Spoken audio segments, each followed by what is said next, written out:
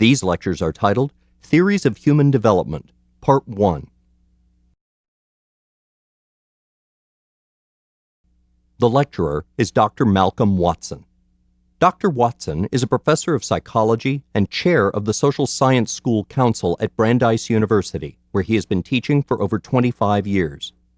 He received his PhD in developmental psychology at the University of Denver. Dr. Watson was also the recipient of the first Michael Laban-Walzer Award for Excellence in Teaching at Brandeis. Outside of his teaching, Dr. Watson is an active researcher. His areas of interest include the development of symbolic play in children, the development of drawing and art in children, children's understanding of family roles and family conflicts, and the causes of aggression and violence in children and adolescents. He has published numerous articles in journals and books and has also edited several books. His research has been funded by the National Institute of Mental Health and the National Institute of Child Health and Human Development. Dr. Watson prepared the course guide that comes with these lectures. The course guide includes a detailed outline of each lecture, a glossary, a timeline, biographical notes, and a bibliography. To get the most out of this course, you may find it useful to follow along with the outlines or review them before or after each lecture.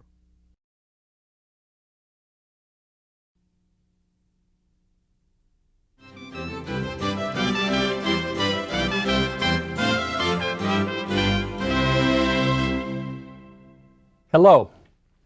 In the last lecture, we discussed the development of the three-part mental process involving the id, the ego, and the superego that Freud had theorized. In this lecture, we're going to discuss another sequence of development, a sequence that Freud proposed that's called the psychosexual stages of development.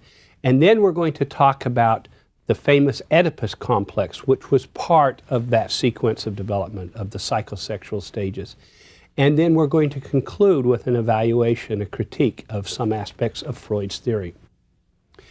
In Freudian terms, a stage is a time in development in which the libidinal energy and attention is focused on specific ways of gaining pleasure and also of learning to adapt. So a certain amount of energy is focused on one thing. And a new stage arises as this focus shifts. Now, as we've mentioned, people are strongly motivated, in Freud's terms, by the eros drive, the drive to obtain sexual gratification and pleasure and avoid pain. Freud accurately noted that there are different regions of the body that give us sexual, or to interpret it more broadly, sensual pleasure. And he called these regions the erogenous zones. And I think you can recognize that different parts of the body, whether you scratch your head or your ear, can give you pleasure. But he believed that specific erogenous zones that could give one pleasure were a primary zone of focus. And at different times in our life, starting with infancy and then working up, the focus shifted to a different zone, and that zone became the primary zone for giving pleasure. So a primary erogenous zone then would lead to a stage of development. The main zones that he talked about, these erogenous zones, were the oral zone, the mouth, the anal zone, and the phallic zone. I have to mention on the onset, he uses the word phallic, I think because he had a male bias. But when he talks about the phallic zone, he probably should have used the genital zone, and he meant your genitals. Let me tell you what his 5 stages were. The first stage was the oral stage, surprise, surprise, and it was associated or paralleled a focus on the oral zone and occurred in infancy. The second stage is the anal stage, and of course parallels and is focused on the anal zone and occurs in toddlerhood. And the third stage is the phallic stage. It has the focus on the phallic or genital zone and occurs during the preschool years. The fourth stage is really not a focus on any particular zone for gaining pleasure. It's a moratorium, if you will, a time when there's really not a focus, and he called this the latency stage. And it occurs during middle childhood, during the elementary school years. And the fifth and last stage is called the genital stage. Again, refocusing on the genitals, the genital zone, and this occurs during adolescence, and if you will, continues to adulthood. Now, Freud believed that certain habits or psychological and personality styles would develop in each of these stages, and it would depend on the way we gain pleasure and the way we dealt with these shifting erogenous zones. So these stages are not just sexual or erogenous stages. We call them psychosexual stages because they're based on these ways of gaining pleasure, the physical side, but they're also dealing with the way we behave, the way we develop for gaining pleasure and for dealing with the world. So let's go through the stages now. The first stage, again, is the oral stage. And we can observe that newborns almost immediately start sucking everything and anything. And then they learn to put, as soon as they can grasp, they learn to put almost everything in their mouths, to suck these things and eventually to chew them and attempt to eat everything. Now, this part's true. And Freud believed that in terms of adaptation and how we've evolved, it would make an absolute sense for this stage or this focus to be present at birth. See, because in this way, we're already predisposed to meet our basic biological needs. We have to discover what we can eat and what we can't eat. And I don't think there's too much disagreement there. It makes a lot of sense for kids to enjoy the pleasures of putting things in their mouth and sucking because this way it keeps them going. Because the oral stage has a primary mode of incorporating objects, it made sense to Freud and others who followed him and talked about these stages that it was associated with the baby first learning to be attached to the mother. See, metaphorically, the oral stage is like incorporating others and parts of the world into oneself. So that's the metaphoric aspect of this stage. However, when an individual sticks with a stage or a zone too long, or when an individual has problems learning how to master the tasks that go along with this stage, that person may fixate a good deal of libidinal energy at that stage rather than shifting the energy to the next erogenous zone. Rather than shifting the energy and getting on with it, part of the energy stays at that stage. And so Freud used the term fixations. We fixate. He meant the energy that's involved at one stage and don't move on. In a sense, development should be at one stage, then we resolve things, we learn things, and we shift to the next stage.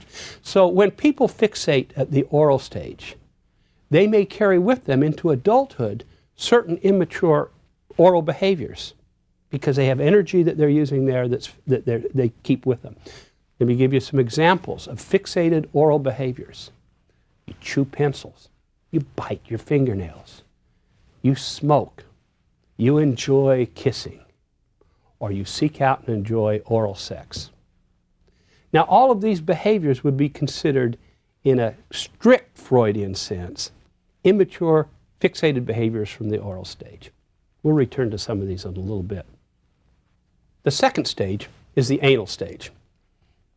And Freud argued that because the anus, I love this argument, by the way. Freud argued that because the anus was also part of this very important digestive system, and because it was at the opposite end of the digestive tract from the mouth, it was the logical next shift. In some sense, the anus was a displaced mouth. Don't you love that? But he tried to argue on why you'd shift from the oral zone to the anal zone as an erogenous zone. The anal stage does seem to emerge at a point when children are consciously aware of elimination functions. That's probably what happens. And they are interested and pay attention to bowel functions because it's at the beginning of toilet training, which, in my opinion, probably was a big issue and really tough in Freud's day. Freud argued that a young child gained a great deal of pleasure through the sensations of the bowels and the sphincter muscles in both retaining one's feces and also releasing and letting it go. So the metaphor for things happening during the anal stage was that we deal with retaining and also with giving away in psychological terms. See, these are issues that are associated, if you go even further, these are issues that are associated with gaining independence and autonomy in making distinctions between the self and others, what's you, what's not you. And if one previously became very attached to one's mother, now in this stage you need to find some kind of autonomy to figure out how you're different. Can you see that kind of metaphor and how he used this stage? Let's go back to fixations. When people fixate at the anal stage, then they carry certain anal behaviors with them throughout their lives or into adulthood.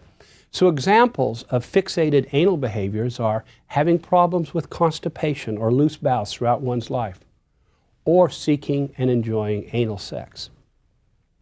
And there are two personality types that have become sort of famous, we use the terms a lot, that are associated with anal fixations. The first is called the anal retentive personality. And this involves a person holding on to things, holding back, retaining, and being stingy, anxious about order, overly neat. There's another personality type called the anal expulsive personality type. And this involves letting go, being loose with money and belongings, being overly sloppy, being messy. Freud could have it both ways. If you fixate, maybe you'll go the retentive way, maybe you'll go the expulsive way. And in fact, today, even if you don't believe they came from Freud's anal stage, we often use the terms you're an anal retentive person or you're an anal expulsive person. The third stage is the phallic stage. Remember, it's really the genital zones, biased towards male phallic stage. Freud believed that young preschool children began focusing on their genitals as a primary source of sensual pleasure. You can see it's getting more towards the mature adult level. The focus can be seen in frequent fondling and rubbing of the genitals in various forms of childish masturbation.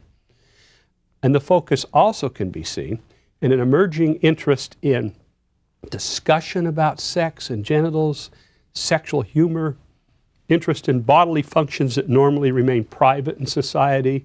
So there's a lot of bathroom talk and taboo talk in humor in these kids. This genital focus, again, was probably biased towards males. But I think, why didn't he call it the genital stage? But he also used the word genital for a subsequent stage. And maybe that's the reason he used it here. During the phallic stage, Freud believed that virtually all children go through an Oedipal conflict. This is part of the phallic stage. And I'm going to come back to that. We're going to discuss that in just a few minutes. But in any case, let me say now that when a child resolves or ends the Oedipal conflict, this brings an end to the phallic stage. And this is usually considered to be sometime between 5 and 6 years of age in Freud's theory. And there are, of course, fixations at the phallic stage as well. Fixations might include continuing masturbation, even homosexuality, having constant issues with stressful relationships with one's parents that you haven't resolved and broken away, self-oriented pleasure seeking. In other words, a very high level of egotism.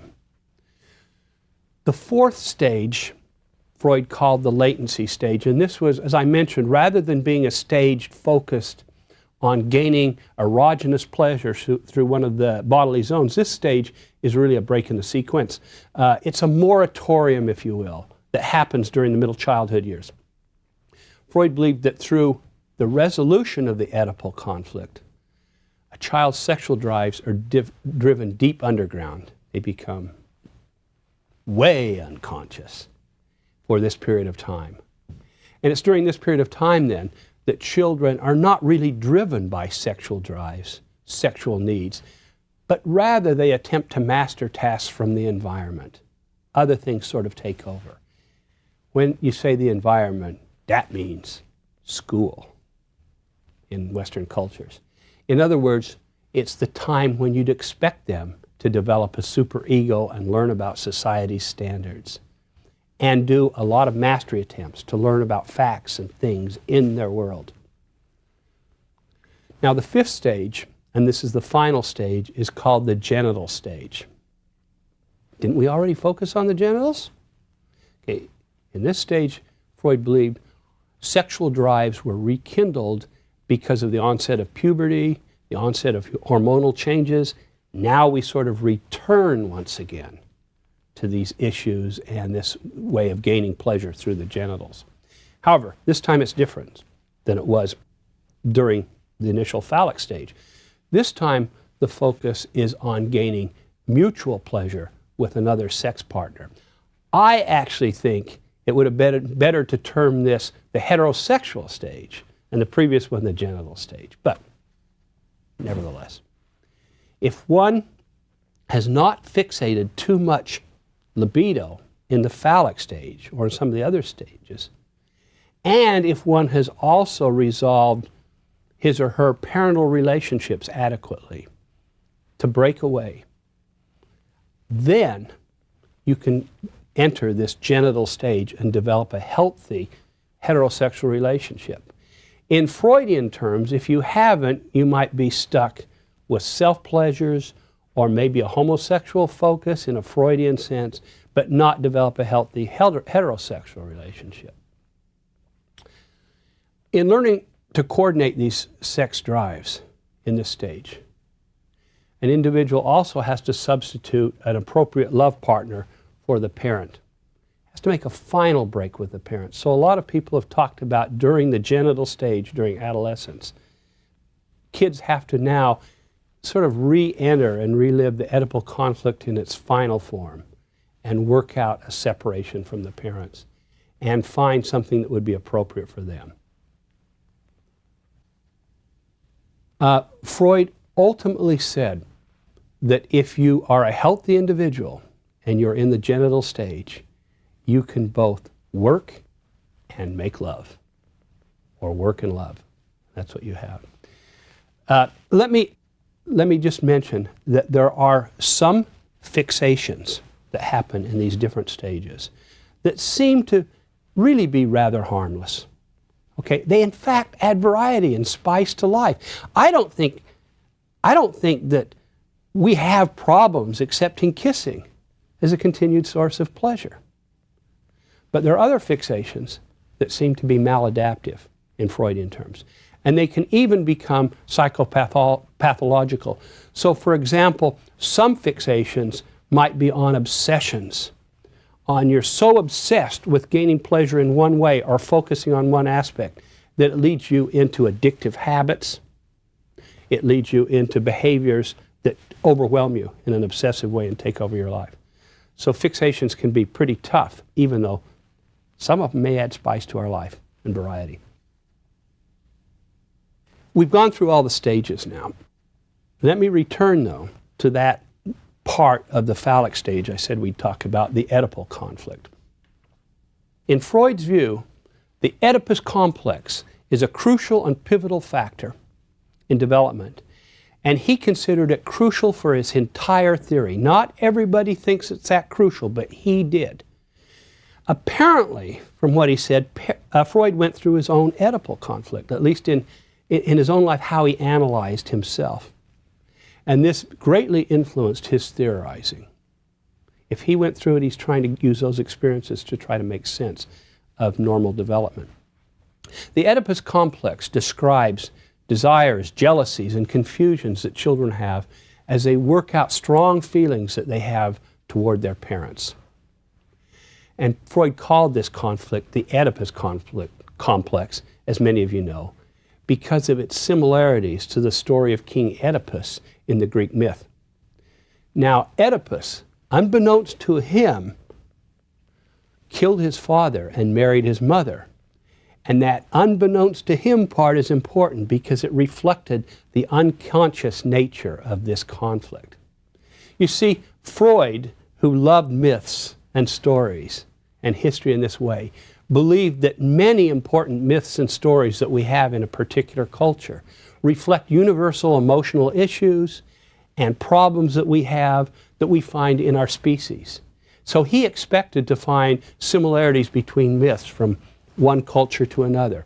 For him, the Oedipus myth wasn't just some simple story that was made up. It came about because this was really an underlying kind of conflict and issue. It was couched in terms of the story, but he took some of these aspects of it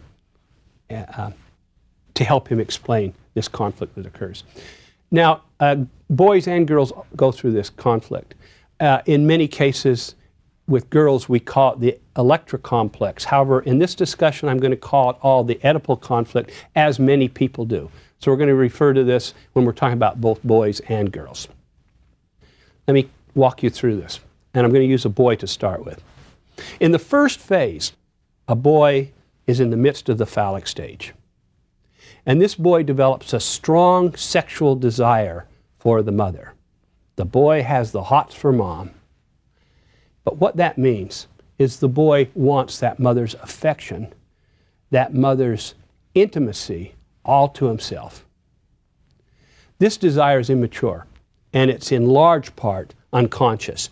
The Oedipus complex does not denote an adult level of sexual desires. We've already said, sex for Freud covered a broad range of desires and activities. So you can't think that this little kid wants to go in and actually have intercourse with his mom. He may not even understand that. In an unconscious way, he has some drives and desires for her, to be associated with her, for her affections, to be connected with her.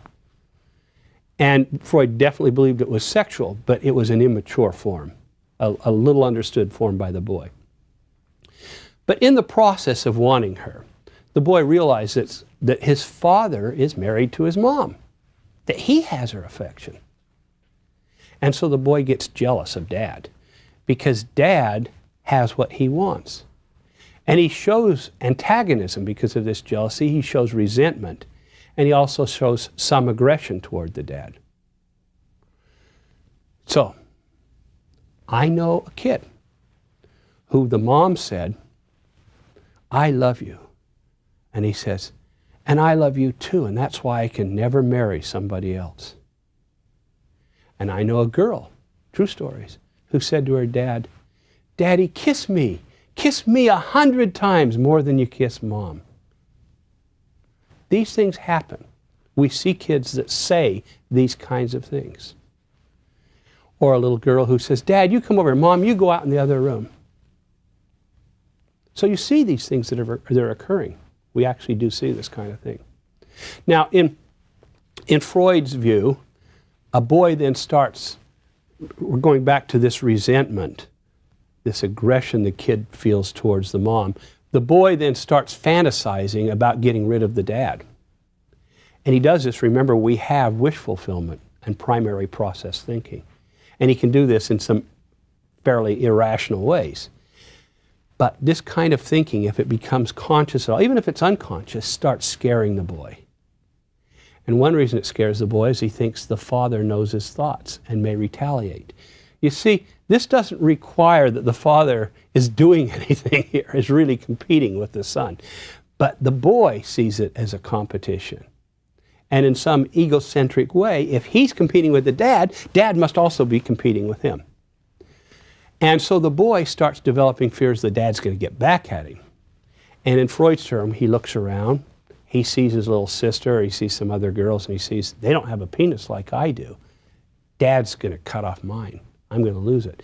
So Freud talked about castration anxiety, thinking that dad would punish him in this way that has to do in some way he doesn't understand with sex, has to do with castrating him.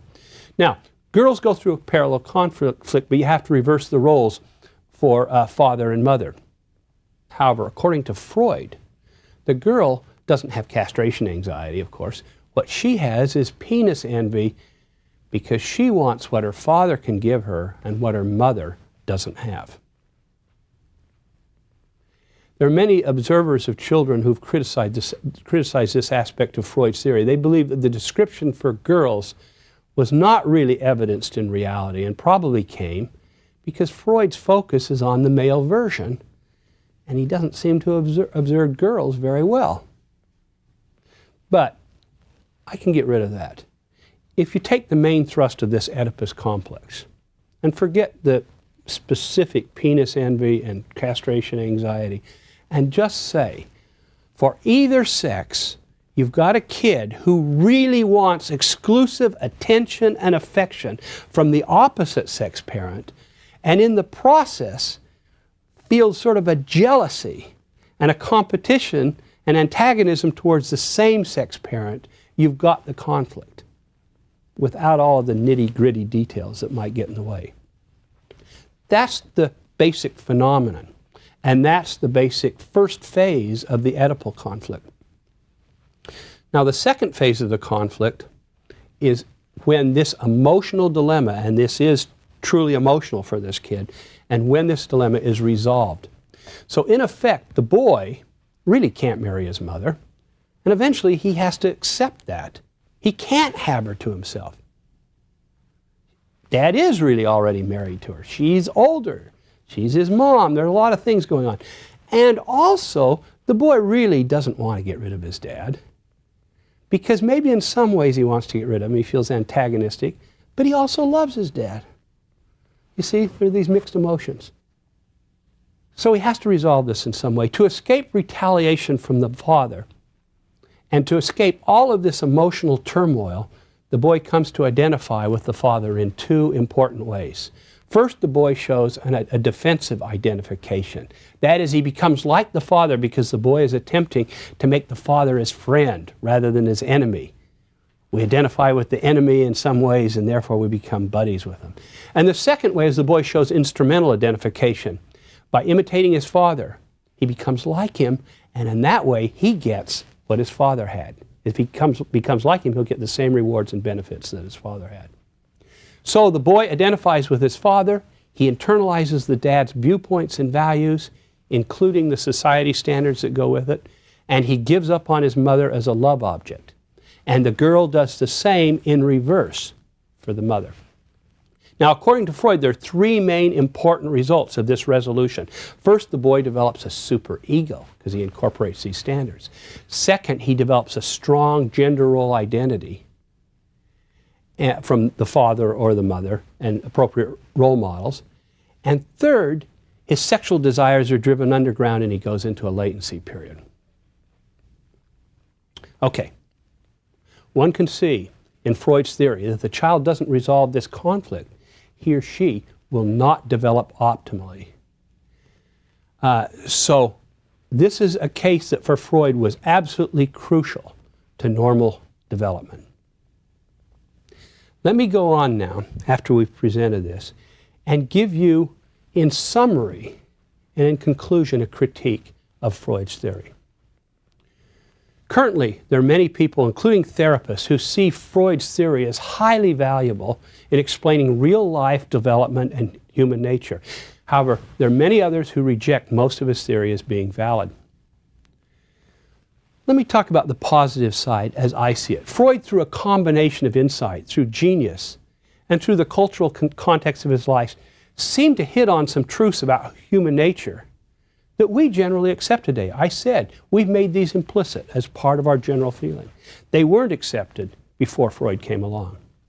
First and foremost, our unconscious processes are always working and influencing our motivations and actions. I don't think we can ever go back to not considering that. Second, the previous events and relationships in our lives, especially from childhood, strongly influence later relationships and behaviors. Whether you buy the Oedipus complex or not, previous relationships influence later relationships. Third, we do indeed seem to use defense mechanisms. When we have conflicting desires and motives, it seems to be part of our mental processing that we use a lot of different mechanisms to work this out, to block or to channel. And a fourth area, I think sexual desire is a strong motivator of behavior and how we think. It's a motivator that's there even before puberty. You don't have to wait to puberty to have sexual desires and to have sex a part of life in humans. But let me go to the error side. There's some errors in Freud's theory as well.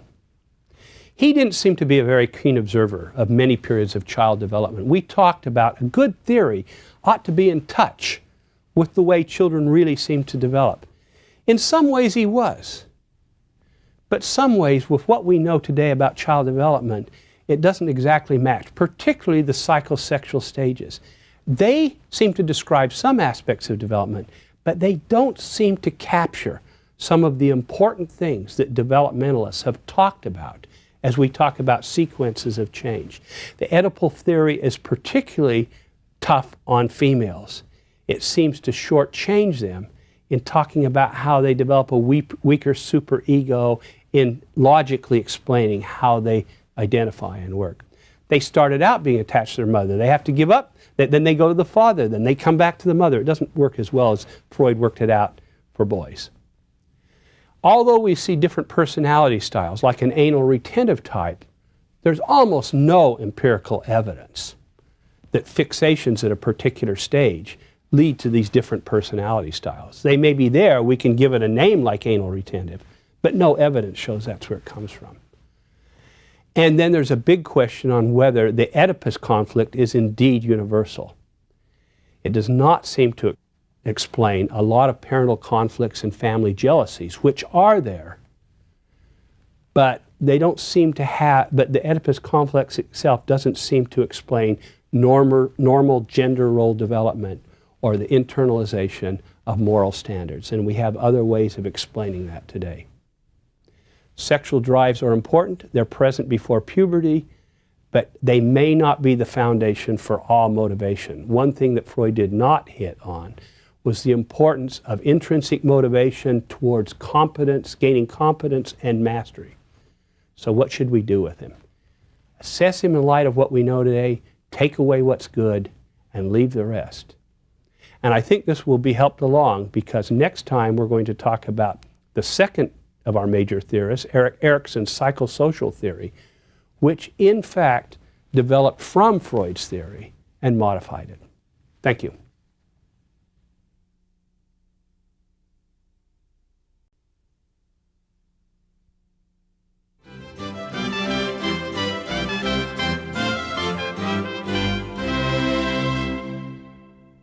Hello.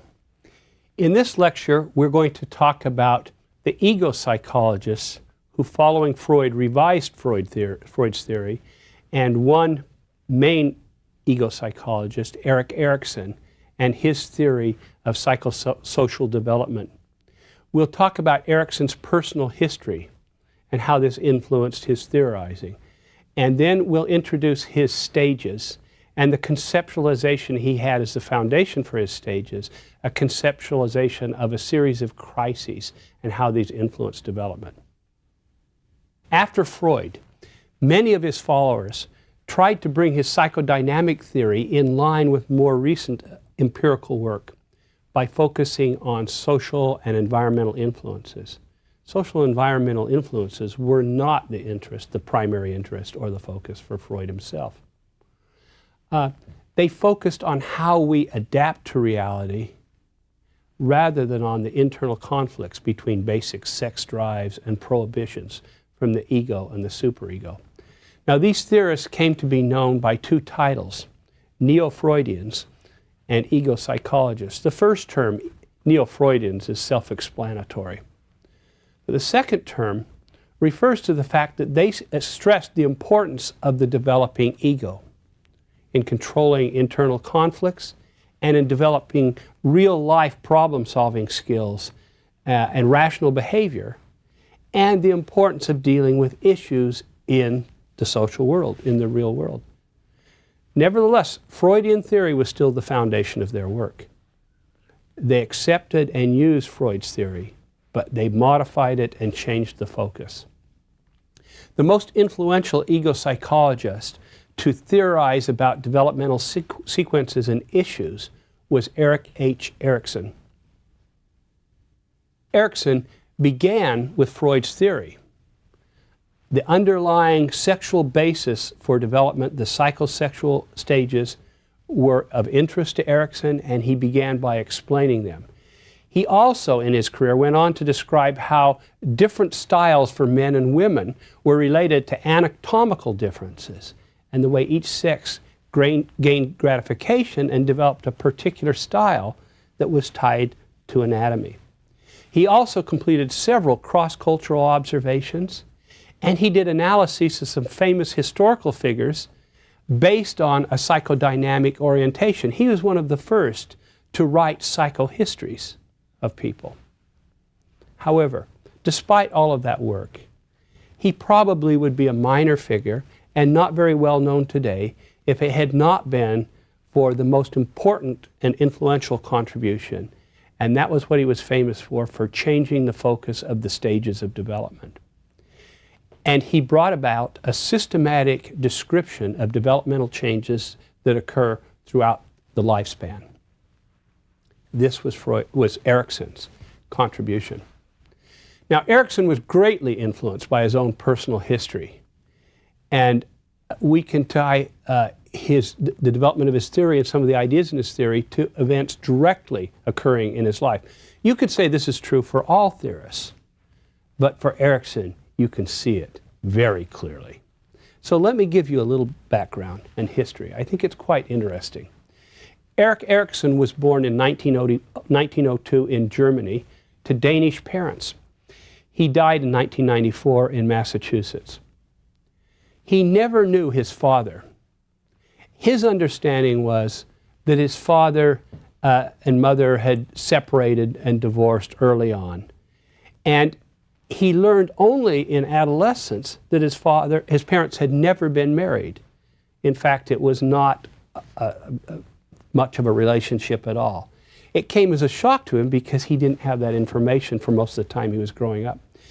Erikson's mother married Erikson's pediatrician, and this man was a German Jew named Theodor Homburger. And Erikson was raised as Homburger's son. He had the last name. That's the Eric H. Homburger Erikson. He had that name until he graduated from high school. And Theodor Homburger was Jewish, and so Erikson was raised Jewish as his son. He knew that he had another biological father, but this is how he was raised. And during this period of time in Europe, he experienced much anti-Semitic prejudice. He also received ostracizing from all sides. So not only was he harassed and ostracized because he was Jewish, he was so blonde and so Danish looking, he didn't quite fit in with his Jewish friends in his Jewish group. And he mentions the confusion he has on whether he fit in and who he was. That'll be important later on. After high school, Erikson drifted around Europe for quite a few years. He tried out a lot of jobs. These included being an artist for a while. He thought he'd be a professional artist. He taught art. He tried a lot of different things. He seemed to be confused and a wanderer, sort of at loose ends, hanging out.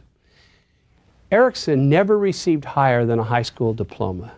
This is interesting. It was the highest academic education he received. He personally lived out the identity crisis and this role confusion that later became central to his theory. This was the way his life was until he was a young adult. At one point in his wanderings, however, he ended up getting a job tutoring an American family that was living in Vienna.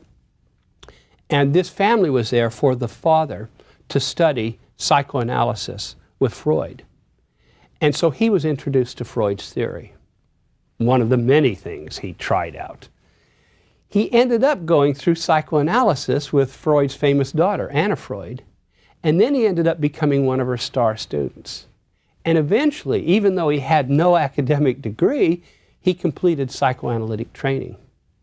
In those days, the field was young. They were taking converts wherever they could, and it was a little loose in terms of the standardization and what you needed to be trained. He went through the training. He was considered a psychoanalyst. In 1933, he was concerned with the growing threat of Nazism, and he sort of read the writing on the wall before it was too late, and he immigrated to the United States. Interestingly, he became the first child psychoanalyst in Boston. There weren't too many of them in the United States, and at least he was one of them that started looking at children. It seems from what people report, Erikson had a real knack with children. He not only was a good observer, he seemed to get along with them. He could talk to them. He was good at it. Now, in his professional career, He worked at Harvard University, then at Yale, then at the University of California in Berkeley. He finally finished his career back at Harvard. So even though he didn't even have a bachelor's degree, he still was a professor and working in these institutions. Now, his writings have been highly influential on the thinking of many developmentalists, but you know, he wasn't accepted by many of them. And it could have been in part, it seems to have been in part, because of his unusual professional development, because he lacked this advanced degree. He wasn't considered an appropriate authority. Although Erikson describes the stages of development, and he bases them on Freud's sexual connotations, his stages quickly took another focus, a social focus. And this was very much reflective of the ego psychologists, as I mentioned. His first full description of his 8 stages was published in, I think, his most influential book called Childhood and Society. The first edition came out in the 50s, but the more complete second edition that really has the complete account and was influential was published in 1963. In Erikson's view, human development is primarily driven by a strong need for an individual to deal with certain problems, and these problems occur at different times in the person's life, and they require the person to gain a real mastery of solving these problems and resolving these issues. So I want to point out, one of Erikson's primary focuses was on mastery, on gaining competence in solving problems. Can you see why he'd be called an ego psychologist and why this was a break from Freud's focus?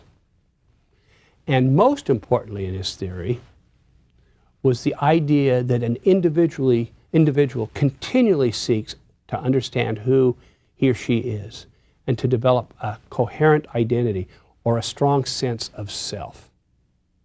And this striving to develop this sense of identity and self was the main point, the main issue for Erikson.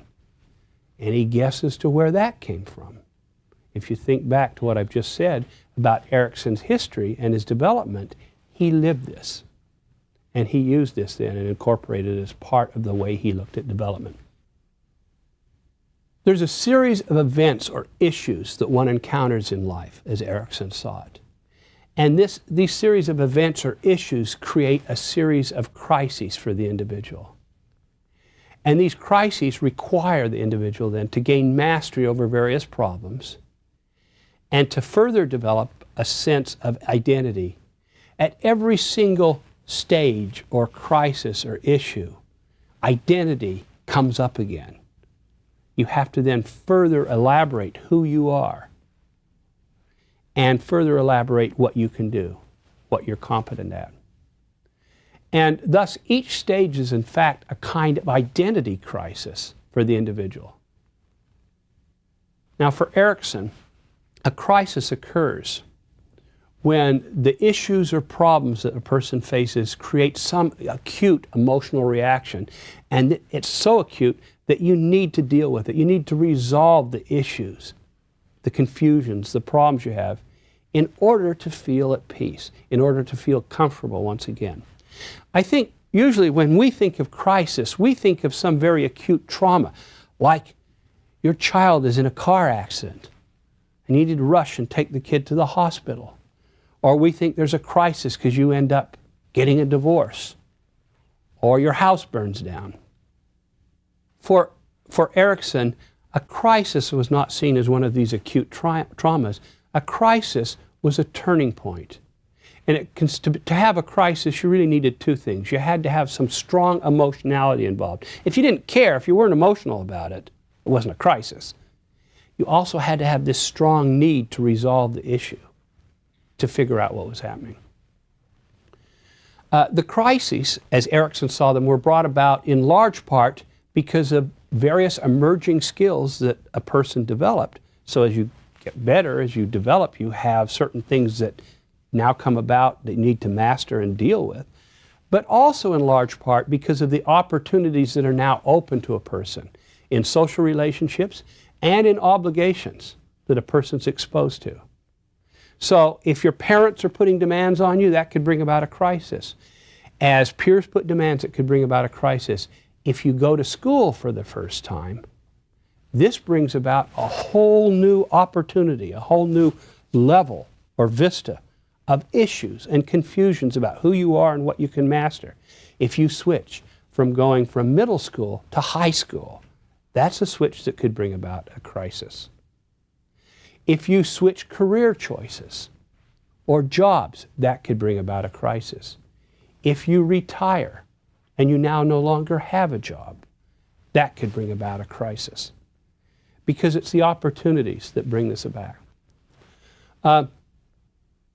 He framed each of his stages in terms of what was accomplished or mastered if an individual successfully resolved a crisis and figured out what to do, and what occurred if the individual was not successful in resolving a particular crisis.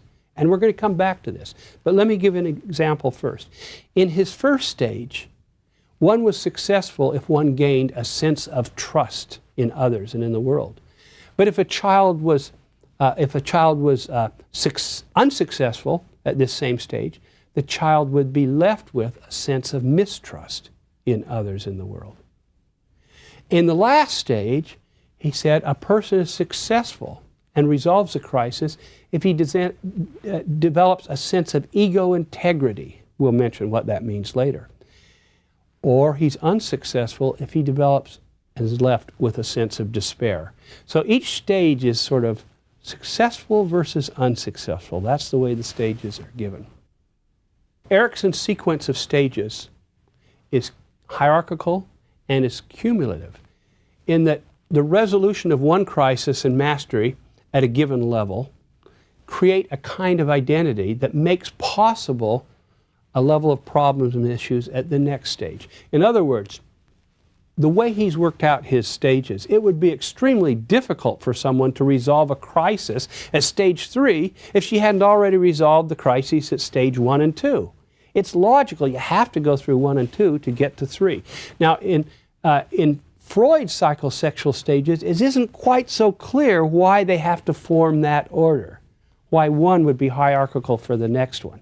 In Erikson, it's quite clear that each of these builds on the previous ones, and so follows in this invariant order.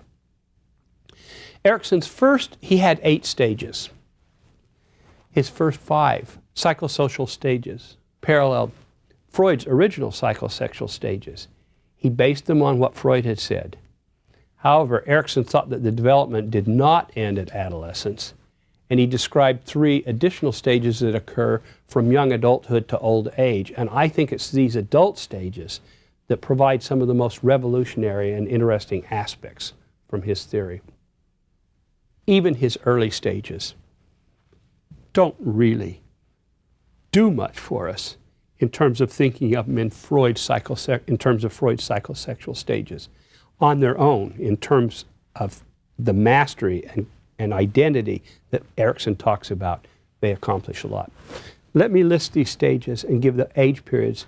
And remember, we're going to come back to these later as we talk about them and explain what these terms mean. The first stage is the stage of trust versus mistrust. That is, a child develops a sense of trust or is left with a sense of mistrust. And this occurs, in Erikson's terms, in infancy. The second stage is the development of a sense of autonomy versus a sense of shame and doubt. And this occurs in the toddler years. The third stage is the development of a sense of initiative versus a sense of guilt, which occurs in the preschool years. The fourth stage is a sense of industry versus a sense of inferiority, and this occurs during the elementary school years. The fifth stage is a sense of role of identity versus a sense of role confusion, and this occurs in adolescence. And the sixth stage is a sense of intimacy versus isolation, which occurs in young adulthood. The seventh stage is a sense of generativity versus stagnation, which occurs in adulthood. And the eighth stage, is a sense of an ego integrity versus despair, which occurs in old age. Because Erikson focused on the influences of the environment and social relationships, it seemed to follow for him that development would continue after adolescence. You see, if we focus on biology as the main aspect of development in stages, then it might make sense to think that development really slows down after adolescence.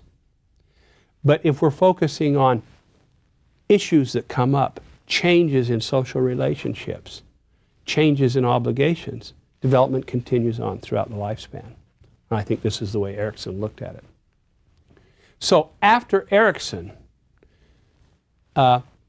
people looking at lifespan development, the perspective that development continues became the rule rather than the exception. He was, in many ways, the first lifespan developmental psychologist. There was one revolutionary aspect of his theory that I think is important. He thought that even though we have this sequence of crises, if a crisis were not completely resolved when it first emerged, a person could return to that issue and the surrounding crisis and deal with it later on.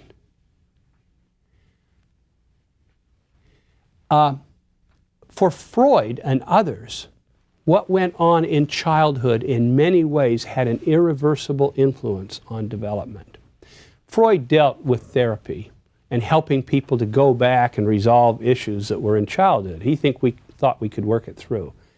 But for him, after the Oedipal conflict was resolved, pretty much our personality was set. I've talked to psychoanalytic therapists who truly believe that we're pretty much set by 6 years of age.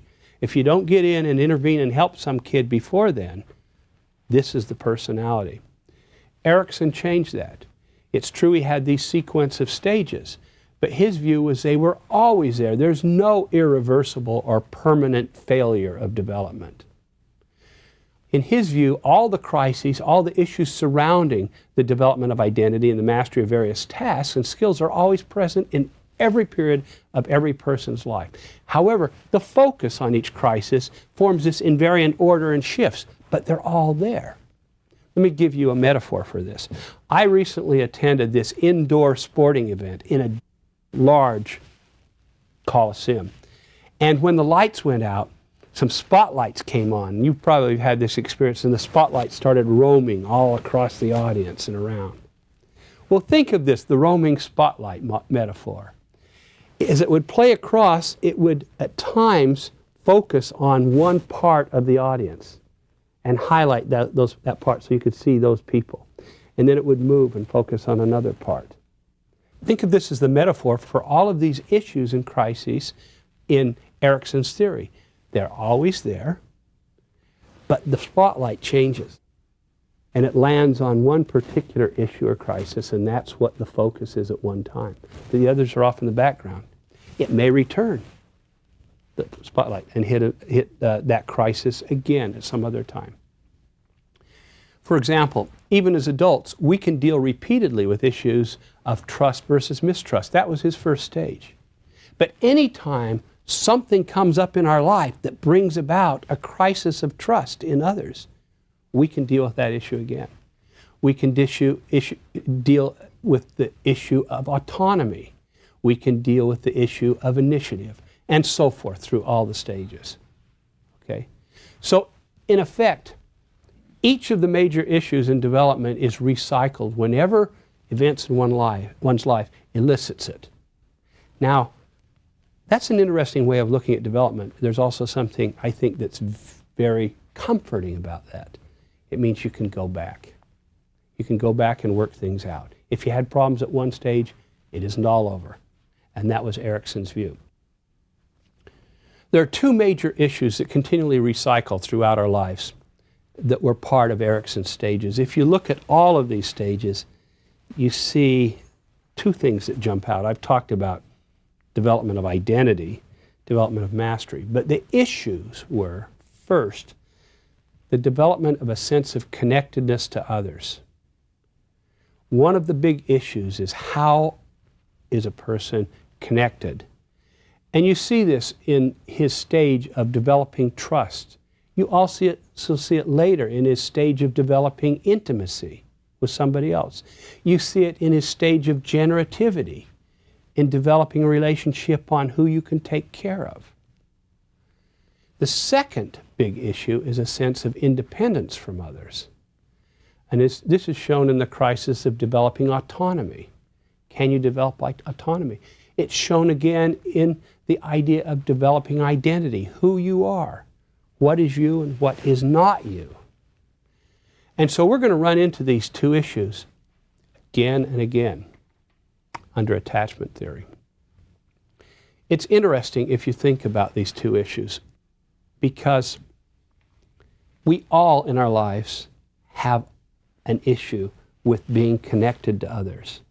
And at the same time, we have an issue of being independent from others. We seem to constantly go back and forth between wanting to be connected, wanting to be secure, want to be tied to others, but also wanting our space and wanting this independence. And I think maybe for Erikson, this is what he experienced in his own life, and it's what we experience enough times that he put it into his theory. Now, the interesting thing about his theory is he had a whole set of stages that I think how he showed that we can have it both ways, that we can put it together. They seem to be opposing needs that we have, and yet they can complement each other. They can support each other rather than being opposed. And we will see that in his theory. In fact, what you see in his theory again and again is you have to have security in order then to branch out and have independence. You still have to have that security to begin with. And in some ways, this is going to come in later, you have to have the independence in that sense to be able to go back and make relationships with other people and to make connections to other people and commit to them. Let me give you an example of this kind of relationship. This happened to me, so I'll use it as a personal example. I left my wife and came down here to film this lecture, to take this lecture. I'm connected to my wife. And here I am doing something independent. How does this work? Simple, silly example. Well, in fact, to the extent that I feel connected to her and have trust in that relationship, I can also break away and come down here and do something independently. I can have it both ways. But I still have that relationship that continues and in some way gives support to being able to go out on one's own. In some ways, I like to get away. I enjoy having the independence and to be alone. But if I only had that, I might not be as comfortable. I might want to go back and find a connection. I would argue this happens for kids as well as adults. So you have a kid that goes away to camp, to summer camp, and may experience a lot of homesickness. This homesickness then could be alleviated in part if the child has a very strong sense of security and connectedness to the parents and can learn to take this with him. So very often a child goes off to camp, and what do?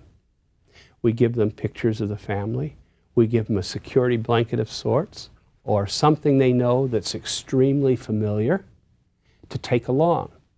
And as they take this along, it helps them to have the connectedness even though they're now trying out their newfound independence. And so this is the kind of connections that you see between being independent and being connected at the same time. Let me give you another example. This happened to a friend of mine recently. He was taking his child to school for the first day of the new school year. And as he was walking with her, his daughter really was having a tough time about it. She was very nervous. She was clutching his hand very tightly. Can you imagine how kids do this? She sort of leaned into him like she wanted to be a part of it. So she was hanging and hugging very close to his leg, squeezing and sort of digging into his hand as they walked along. She didn't say much. She was really nervous. And they walked onto the schoolyard. As they walked onto the schoolyard, and she was very nervous, she saw some friends of hers sort of in the distance, and they saw her and they yelled to her and said, "Hi, come on over here and join us." And she let go of her father's hand and ran off to join her friends. And as she ran off to join her friends, she paused for a minute and looked back at her father and yelled to him, "I don't need you anymore."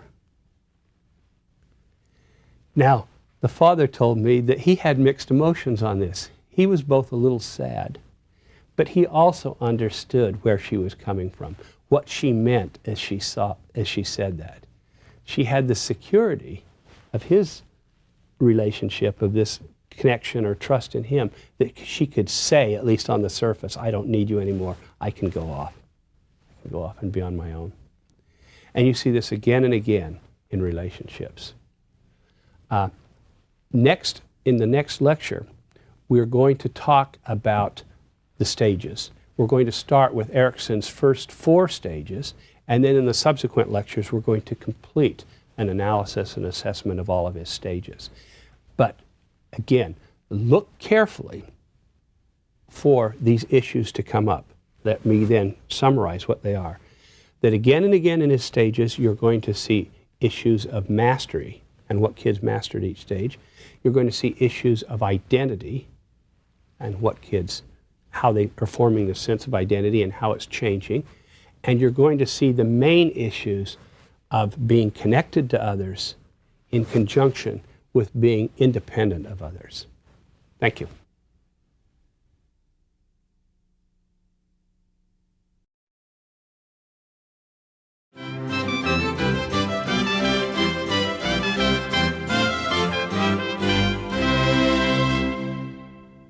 Hello. In the last lecture, we introduced Erikson's theory of psychosocial development, and we talked about the beginnings and introduction of what would lead up to his stages. If you recall, he proposed that there were 8 major stages of development for children and for adults. And in this lecture, we're going to describe Erikson's first 4 stages, the stages which provide a foundation for the development of the child. Now, you may recall that Erikson described each stage as a major crisis that had to be met. However, infants, I just want to make this clear, infants and young children don't necessarily have to be conscious of what they're doing. Following from a Freudian approach to development, Erikson also believed that even if we call it a crisis in the sense that it's emotional and it compels a person to do something about the issues at hand and to resolve these issues, a lot of this processing can still be unconscious. And in fact, at any given age, a person may not be able to put a finger on exactly how she's feeling and what's happening to her. In Erikson's view, the foundation for all development is having a sense of connectedness with other people. And this begins with the development of a sense of trust in others and trust in the world. And then with this foundation of connectedness and trust, a child can branch out to develop a sense of independence. And these two developments, connectedness and independence, are the crux of, I think, all of his stages and are clearly illustrated in these first 4 stages. So you'll see this interplay here. Let's begin then. Erikson called the first stage of development of a sense of trust versus mistrust. Now, a newborn comes into the world and, of course, is helpless in the sense of being able to feed himself, to survive in basic ways, and obviously must rely on others to survive, normally the parents or a parent substitute. As an infant experiences greater periods of consciousness, that baby may feel insecure, a lack of predictability about the world, certainly does not have control over the world. That's not what she has, and she has to develop that kind of control. She has to be able to rely on other people. The infant's Parents are typically the first people that would provide this security and comfort. When I talk about parents, though, I can mean parent substitutes, whoever it is that's taking care of this infant. Now, when a parent consistently meets the child's needs, that child will develop a sense of security and trust that his needs will be met, that there'll be somebody there to take care of him. So the first sense of trust is you just trust somebody else is going to be there to take care of you. There's a second sense of trust. In addition, the baby comes into the world with no understanding of causal relations, no understanding of how the world works, and therefore, in order to develop some mastery of the environment, the baby needs to learn about means-end relations. What events will predict what results? And then can use this knowledge to influence others and to influence what will happen. So predictability and control of anything in the world is also part of a sense of trust. When parents consistently deal with an infant, besides teaching the infant that somebody will be there for her, the parent is also teaching the child that there's an orderliness to the world, that there's some kind of predictability in the world. So the baby learns not only to trust others, but also that the world is predictable. And once you learn predictability, then you can practice control, doing things to manipulate the world. So for example, a baby's hungry and a baby cries automatically. Now what's the message that this baby's going to learn? Well, if the mother feeds him every time that he's hungry, he learns to trust his mother to meet his needs and take care of him. And he also learns that his world's predictable. His crying brings food. But even if his mother does not feed him every single time, he can still learn to trust her and trust the world. Because very often, we all know, you have to delay gratification. You don't get everything you want all the time right when you want it. And if he cries, and he has to wait for food, he can also learn, Mom will always be there if I wait, or he can start figuring out under what conditions, what are the circumstances when I get her to feed me, what are the circumstances when she may not feed me. So all of this information is important, but consistency seems to be the key word. So as he develops this sense of trust, and remember that's also predictability and control of the world, the child also develops a sense of agency. That means as an agent, he initiates actions, he causes things to happen. And this is beginning to come about after he learns to predict and control his world. What if he doesn't have this consistent care and predictability in his world? Well, according to Erikson, he's going to find it very difficult to emerge from infancy with this sense of trust. And in place of that, he'll develop a strong sense of mistrusting others and a sense of lack of control or lack of predictability and consistency in the world. What would be the kinds of situations that would bring about this sense of mistrust? Well, think of cases involving child abuse or neglect or abandonment of children, cases of war and deprivation, or cases of constantly changing caretakers, so that the child doesn't have a chance to develop consistency in trusting others. Now this happens in orphanages, it happens in cases where babies are bounced from one foster home to another foster home. And you can think of many cases then where the foundation isn't there. In this country, I'm pretty sure you can't find an orphanage to visit nowadays. But I actually visited orphanages before in Germany in the early 60s and also in Vietnam. And in both cases, these orphanages, or the children in these orphanages, showed the same patterns. It seemed like there were two types of children. In one case, they seemed to be just starved for affection and love, and they would cling on anybody who entered and showed any kind of friendliness towards them. So if you entered this orphanage, kids would rush to you and hang on to your legs and not want to let you out of their sight. If you tried to leave, they would get extremely upset. There were other kids, though, that seemed to have been completely detached. They didn't make eye contact. If you tried to engage them and talk to them, they would often look away. They did not show emotion. There was no joy, no hugging, it was like they were in a depression. And I tend to think that these were the kids who may have given up. In both cases, though, it would represent a sense of mistrust in the world. They didn't have predictability. In one case, it seems like they were trying for it but didn't have confidence it would be there. In the second case, where they were detached, it seems like they just figured nobody was there to trust, and they didn't try anymore. If the child has a capricious world that provides complete inconsistency, then of course this sense of mistrust will develop. But there won't be a foundation for the development of subsequent stages. And so Erikson saw this first stage as extremely important. He couldn't overstress the importance of this foundation of laying down this sense of trust for a child. Let's go on to the second stage. Erikson called this stage the development of a sense of autonomy versus shame and doubt. Let me explain how he means shame and doubt. But after the child's developed a sense of trust, then she'll have the confidence to try out actions and learn about the world. That's the basic idea here. So a child now attempts self-control and tries to master tasks, many of them independent of her parents.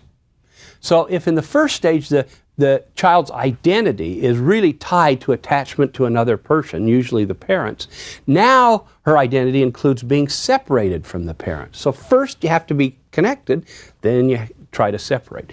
The child practices autonomy, but has this secure foundation, the trust, to always practice it. So I want to stress this, that there is always trust there. There's always a connectedness that makes possible the overlaying independence.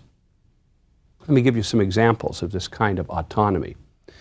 If a child has, again, parents who take care of her needs and feed her and such, you see this all the time. Now children who are pretty secure and feeling good about themselves want to do things for themselves.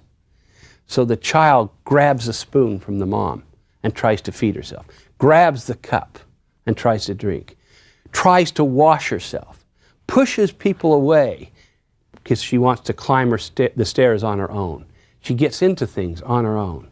Everything she's trying as an older baby or as a toddler, she's trying to do on her own in this way.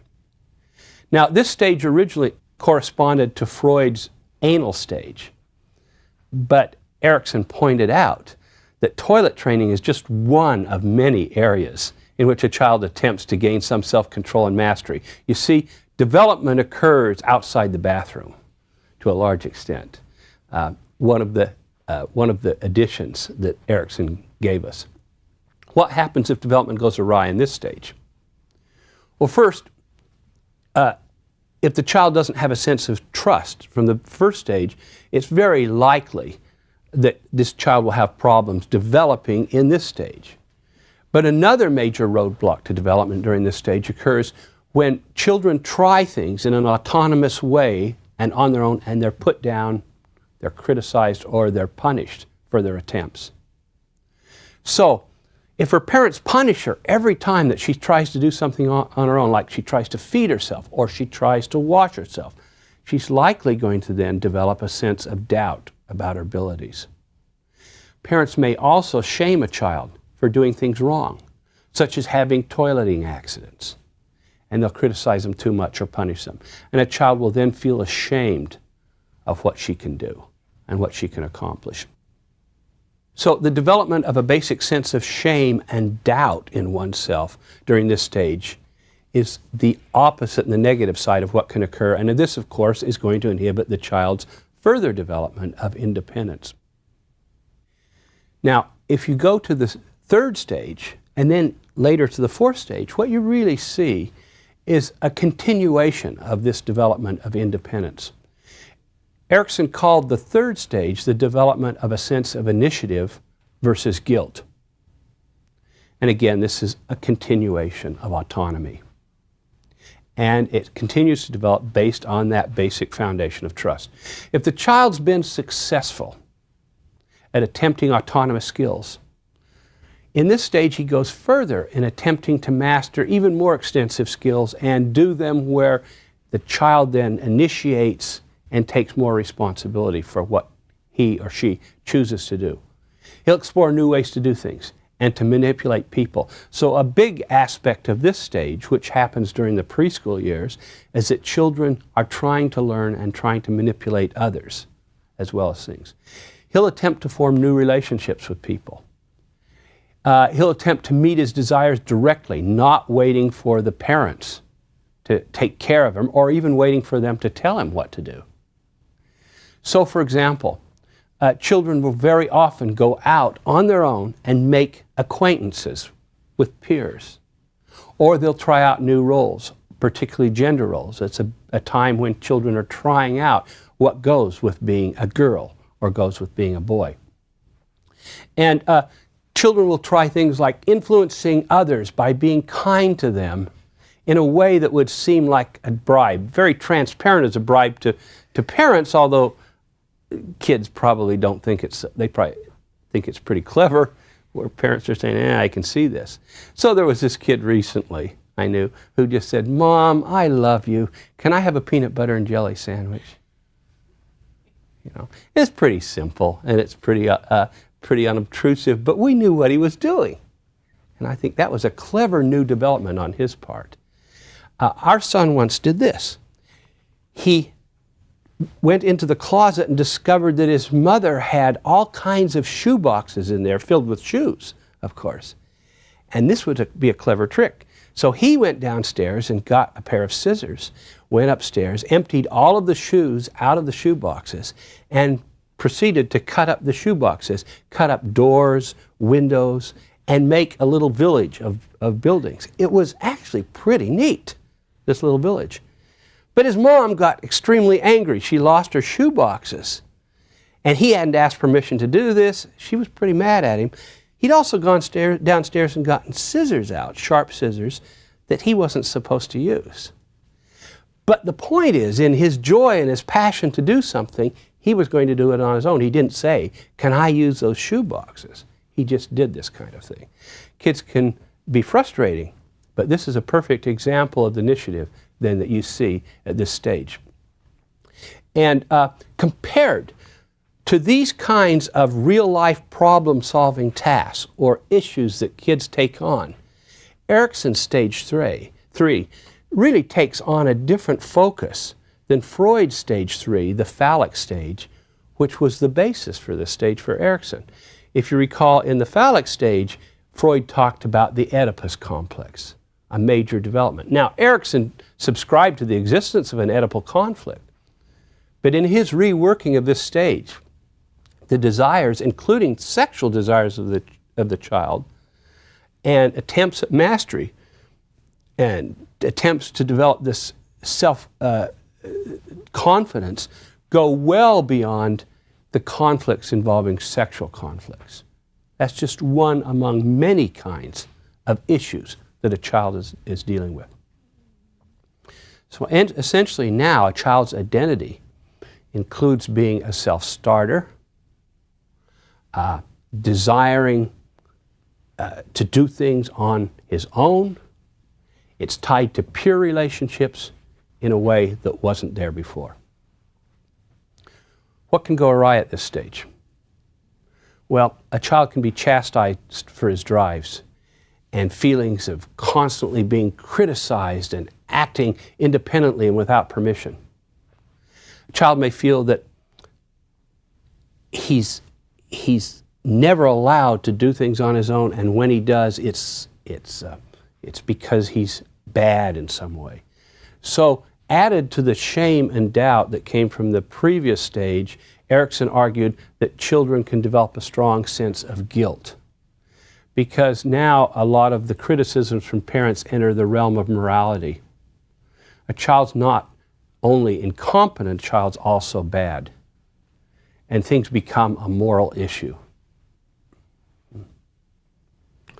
Now, Erikson called the fourth stage of development a sense of industry versus inferiority. This stage was originally based on Freud's latency stage, but there's really not too much latent about it. As Erikson discovered, and as most people know when they look at kids, during the school years, they're pretty active and a lot is going on.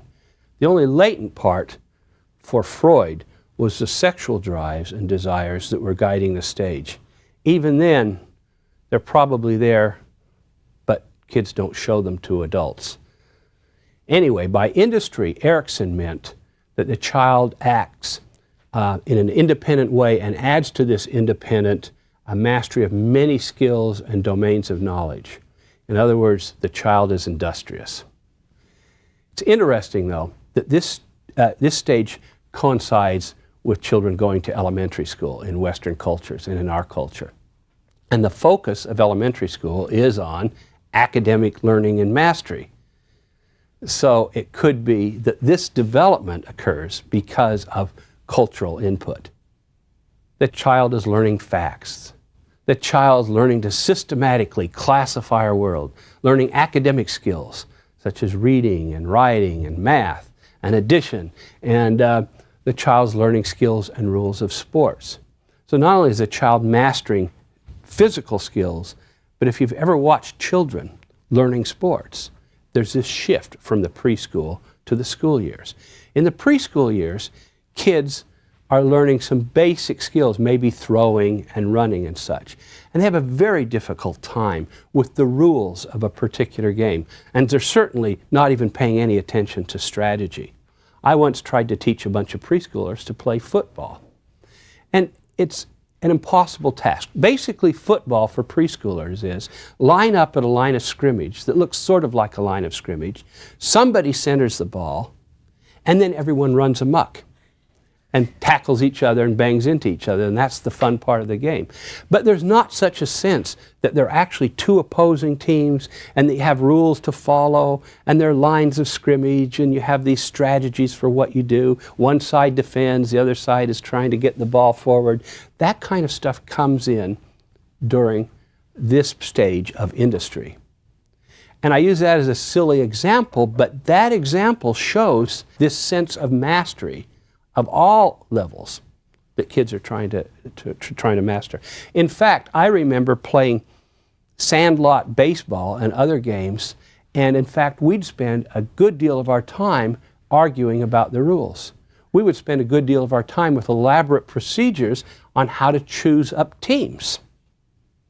These are examples of development during this period of time. Just recently, in a school near us, I observed several passions or obsessions, if you will, that kids had. There was one kid, these are in elementary school kids, there was one kid who became an expert on everything Egyptian and knew ancient Egypt. He built models, he read books, he did a geography project on Egypt. Everything about Egypt he seemed to know.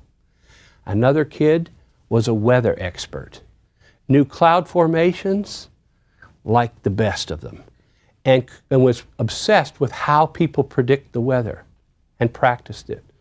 Now, many of you have seen kids who are experts at dinosaurs.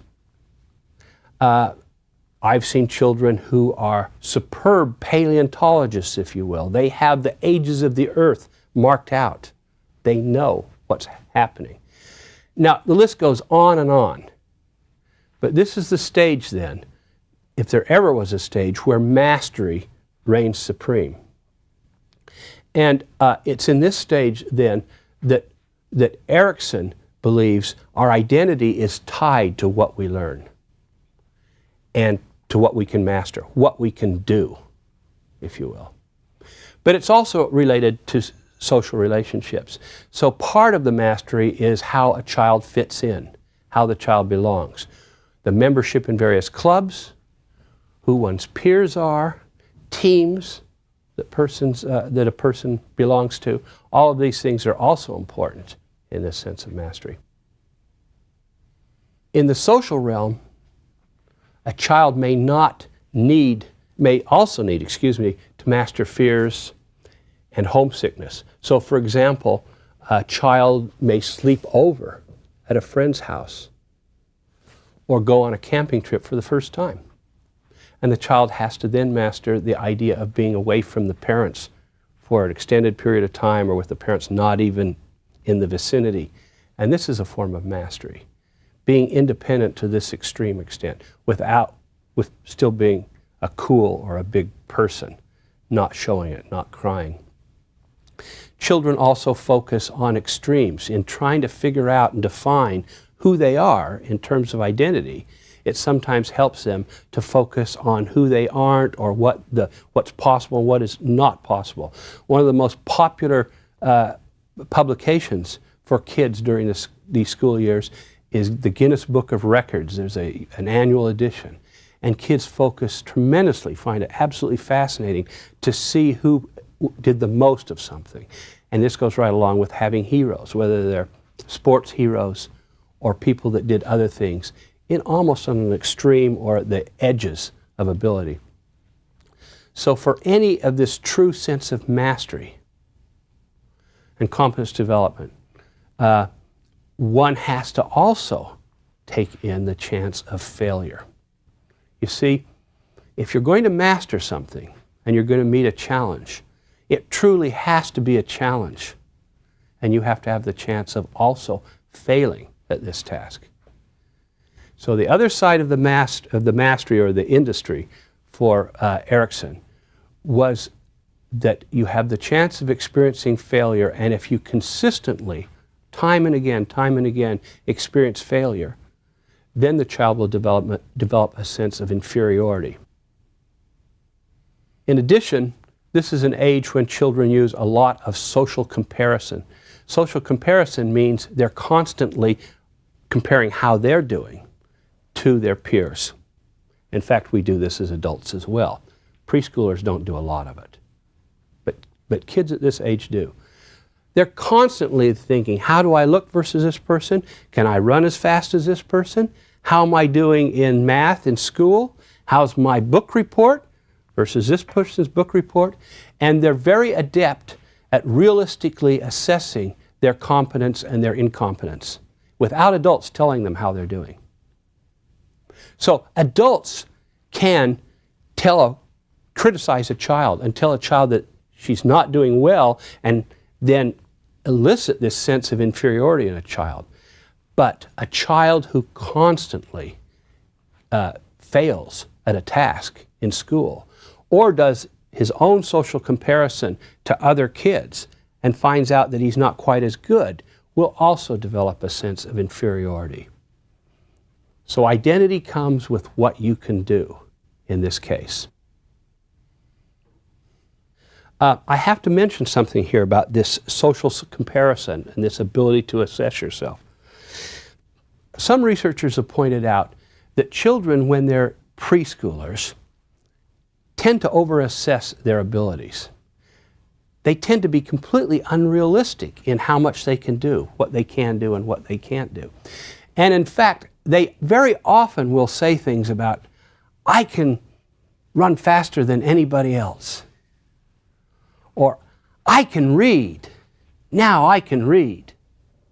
Or, as my son said once when he was about 3 and his older brother was playing Little League baseball, and he could barely catch and throw, but he had a glove, a baseball glove, and he was trying. He said, I'm a professional baseball player. He then said, I'm a professional baseball player that pees his pants. That's what he said. He thought about it. So it was at least some realistic assessment. But the point is children in the preschool years not overassess, they're completely unrealistic in how well they're doing and what their abilities are. And gradually over time, as they experience more and more failures and successes, they're more realistic in assessing their self-esteem and how well they're doing. So it's during those school years that a sense of inferiority can develop because they're more realistic. I want to point out, though, that it's in the early preschool years when they are unrealistic that there might be an adaptive reason for this ability to overassess one's abilities. It means that kids will try anything. They don't hold back, and they don't have a caution because they think they can do anything. And several people have pointed out, if we didn't believe we could do everything, it probably wouldn't be as adaptive for us as a species. In trying everything, it makes it possible to actually get there. Let me give you one more example. My son went away for a summer camp for the first time. It was a 2-week camp. And when he came back, he, I think, was like a lot of kids. He spent a lot of time talking about his experiences. He sort of had to work it out and tell us everything that happened, almost in real time. And as he was going through it and telling about everything that was happening, there came a point then that he paused and he looked at us, his mom and dad, and he said, do you think I'm different in any way? And we said, well, what do you mean? What do you mean, do you think I'm different? And he says, well, do I seem different than I was 2 weeks ago in some ways? And we didn't know exactly what he meant, but his mom, being sort of astute at this point, said, well, let me think. You know, I can't put a finger on it, but I believe in some ways you have changed. It's hard to say, but I don't know what it is. It just seems like you're more mature. You're sort of more independent. You just have a look about you and the way you move and that I can't explain. And he said, yeah, that's it. That's it. And I think this shows something. He had gone away. For him, it was fun, but it was also a challenge. I think it had been a challenge. That he had made it. He'd accomplished this. He'd been without us. And when he came back, he wanted to be more independent, more competent. But the interesting thing, when you compare this to the sense of trust, I think he wanted us to see it and to confirm it. He needed the foundation again. He needed the security and the trust that we provided. So these last 3 stages that we've talked about, autonomy, initiative, industry, I think are really all part of this same development of independence, and the trust never went away. It was always there as a foundation. So, in our next lecture, we're going to take it even further. We've talked about trust and now independence. We're going to now talk about the next 2 stages, very important stages in his theory, where the child develops a strong sense of independence or identity and then uses as a foundation to develop a new level of connectedness to other people. Thank you.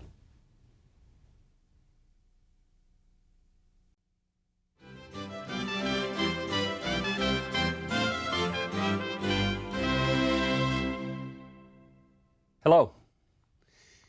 We're continuing our discussion of Erikson's theory. In the last lecture, we talked about Erikson's stages of development through childhood, those stages that contribute to the development and formation of first trust and then independence. Those stages contributed insights and changed the focus in ways that Freud's original stages did not do. But it's with his 2 stages of adolescence and young adulthood that Erikson really revolutionized his thinking about development. He took it beyond, he was free now of Freud, and he could do things and take it beyond what he had done before. And then that was continued with his 2 stages of adult development that we'll talk about next time. So today we get the privilege of talking about teenagers. We're going to cover Erikson's 5th and 6th stages during adolescence and young adulthood. The first of his stages, if you recall, laid down a foundation of trust and connectedness upon which the autonomy and independence were then developed. At stage 5 in adolescence, a new foundation of independence this time is laid down, and then upon this, a new level of connectedness and trust develops. These 2 are always interacting, and it seems like in my mind, they've flip-flopped a little in an interesting way. What we're going to talk about in terms of the connectedness, of course, is just one level that then will continue in further development. The development of intimacy in stage 6 is the beginning of a whole series of developments of, I think, connectedness, commitments that we see throughout the rest of adulthood. Let's now start, though, with Erikson's 5th stage, which he called the development of a sense of identity versus role confusion. Erikson coined the term identity crisis, which has just become part of our language today. Now, if you recall, for Erikson, every stage involved a crisis. And in fact, every stage involved an issue of identity. It was a constant reshuffling, reorganization of how we sensed ourselves and our identity. But he used the word identity crisis for this stage in particular, and I think this is the stage where the whole crisis idea and the whole idea of an identity comes to a head more than in any other stage. And it's become such a common terminology today that we in fact use that for other terms as well. We have the word midlife crisis, which in fact grew out of the idea that we had an identity crisis, and we have these different crises. So people now think of development in terms of different crises that you go through at different times in your life. That's become implicit in our thinking. In fact, some of you may not know this, but when I hang out with college students, they say it somewhat jokingly, a new term, a quarter-life crisis. And they've essentially taken their identity crisis of adolescence and young adulthood and taken midlife crisis, and they now go through a quarter-life crisis when they graduate from college. So how does this identity crisis come about? Well, let me see if I can walk you through a sequence as Erikson would have explained it, and in a way that I think makes sense to most of us. First, it's probably brought about in large part because of the physical and hormonal changes that come about during puberty. So a young adolescent finds himself in a revolution within his own body. He's not the same person that he was. Physically, he's changing. And in other ways, both mentally and physically, and in terms of new desires and possibilities, he's a changing person. And these changes lead to an awkwardness, but also a dawning of the new possibilities and desires. Not just sexual, but in many other ways too, including intellectual possibilities. These changes then are accompanied by confusions that lead to a sense of disequilibrium.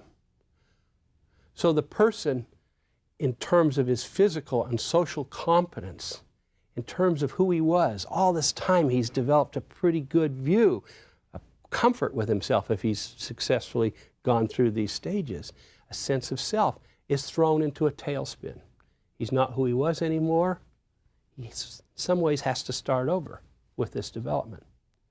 And this confusion is exacerbated by the varying rates of development that he sees in his peers, the changes all around him. So there are varying changes in interests and mastery levels in those around him. If anything, there's much more variation than there was before. It's also exacerbated by the fact that most adolescents switch schools at this same time period. And in fact, if we didn't switch schools, maybe we wouldn't see the idea of a crisis here to the extent that we do. So it's during puberty that almost everybody switches either from elementary school to middle school or from middle school to a high school. And then each of these shifts in school brings about different policies, a different cultural atmosphere in the school, different rules, different views of what you have to do to succeed and who you are. Adolescents also now begin to see that maybe the idea of childhood and the idea of going to school actually has an end. I would argue, when you talk to kids, and if you think back at your own life, when you're a child, it's almost impossible to think of the ending of childhood or the ending of being a student. You know it will happen someday, but it's something so vague and out there. But now you get teenagers who are thinking to themselves, wow, I only have 4 years left. And then I'm going to graduate. And then I have to choose a real job, or I have to decide where I'm going to go to college, and I have to start thinking about a career path. And they also, for a lot of them, realize that they may have to leave home. They may get to leave home. But the case is they're thinking about this. They see the light at the end of the tunnel, and this also causes an emotional reaction and, if you will, a strong need, which is a crisis. So, you have this crisis of identity. And this crisis then motivates a person to attempt to find out who he or she really is and to reestablish himself on some new level. Now, one of the ways that this happens, this resolution of the identity, seems to be for a person to evaluate the various connections between skills and values and roles in his life. So each of us is made up of our beliefs, our values, our skills in different domains, our preferences and our likes, our passions, the friends we have, how we look, the different roles that we're in, our ethnicity, and you can go on and on. But we have all of these parts to us. There's no one single part.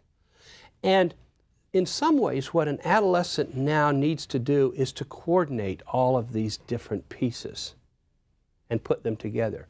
Whereas before this time, kids didn't really think about all the multiple pieces and put them together.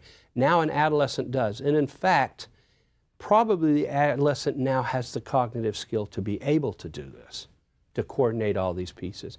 And in some ways, from all of these pieces, extract some kind of personality, some kind of identity. Erikson thought that adolescents needed to find some unity and consistency across all the changes that occurred, because we have various facets to our personality. But in reality, there's a lot of researchers and theorists who have pointed out that because of these multiple facets, a well-adjusted person really recognizes the multiple roles and facets of a personality and has to strive not for unity, but for just an understanding of the appropriateness of the different pieces and how they can be coordinated together. Indeed, in some cultures, for example, in Korea, if you act consistently across all roles and contexts, you would be considered to be very immature. And that's true of our culture too, whether you've thought about that or not. For example, when I am teaching college students, their role in that situation is to sit there in class and not really make a major disturbance and hopefully not read the newspaper, but in fact pay attention to what I'm going to do, and they will interact with me in a certain way. But when their mom and dad come to visit on some open house day at college, they have a different role and set of relationships with their parents. They're not expected to treat them and act towards them the way they act to me. And when they go out with their buddies on the weekend, they're expected to act a different way than they act when they are in class with me or when they're talking to their parents. And in fact, these different roles can be a source of confusion until you get it all down and realize you have these different roles, and these different roles do not bother you anymore. So, for example, you often see kids whose parents come to visit and expect them to act like the child and give them a big hug and get along and not act like an independent person as they are as a student. Or you have students, this happened to me recently, who are out at a restaurant and enjoying themselves and whooping it up. And when I walked in with some of my friends and my wife, they quieted down. Oh, there's our professor. And I spoiled their evening. They couldn't talk anymore because there was this confusion of two roles at the same place. Of course, they spoiled my evening too. It works both ways. So the idea of developing a sense of identity is also putting together all of the different roles and all of the different facets of one's personality and seeing how you can be several things at the same time. A mature person with a mature identity can hug his mom and also be an independent person with peers and do all of this stuff. There's not a problem there. When teenagers are trying to work all of this out, it seems as if they're trying out various roles and various options. They try out friends, they try out lifestyles, and they try out roles. And Erikson pointed this out. It's almost as if they are trying on clothes to see which set of clothes is the best fit, which one set they're going to buy.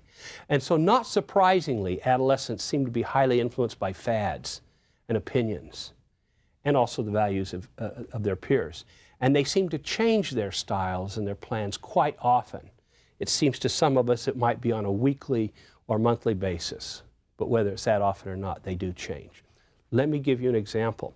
2 twin sisters that I know, when they were adolescents, seemed to be caricatures of this experimenting with different styles. They were so extreme, but together, as identical twins, they seemed to work together. But they switched clothes styles, it seemed like almost weekly. At one point, they dressed like punk rockers. At another point, they dressed like preppies. At another point, they dressed all in antique clothes in a sort of old-fashioned Victorian style. This was to go to school or wherever they were doing. They went through a period where they decided to pierce various body parts. They went through another period where they joined causes. They were highly emotional and involved in SAD, Students Against Drunk Driving, and got involved and tried to get their parents and all of their parents' friends involved, including their friends. They became vegetarians. And mind you, they did all of these things within a 1-year period, okay, when they were in middle adolescence. This is the kind of, now, some of these things are good things. Some of you may agree with, some of you may not. But the point is, they were experimenting. And that was the point that Erikson made about this stage. They judge how competent they are, in large part by how others treat them. We mentioned that in the last lecture as well. Charles Cooley was a person who actually coined the term the looking glass self. A long time ago, in 1902, he coined this term. But the looking glass self has a ring to it that I think explains what's happening. A lot of who we are, how we identify ourselves, depends on how we're reflected off other people, as if somebody were holding up a looking glass, and when we talk to them or when we interact with somebody else, we get reflected back what they think of us. They're either appalled or sickened or approachable and excited about how we are. They either like what we say or do, or they don't. And we get a feel for how we are depending on how they treat us. Adolescents particularly do that a lot. They also try out a lot of various ideologies. They try out a lot of different value systems. So they tend to take up causes. They often become politically involved. They tend to take perspectives and causes often that are different from those of their parents.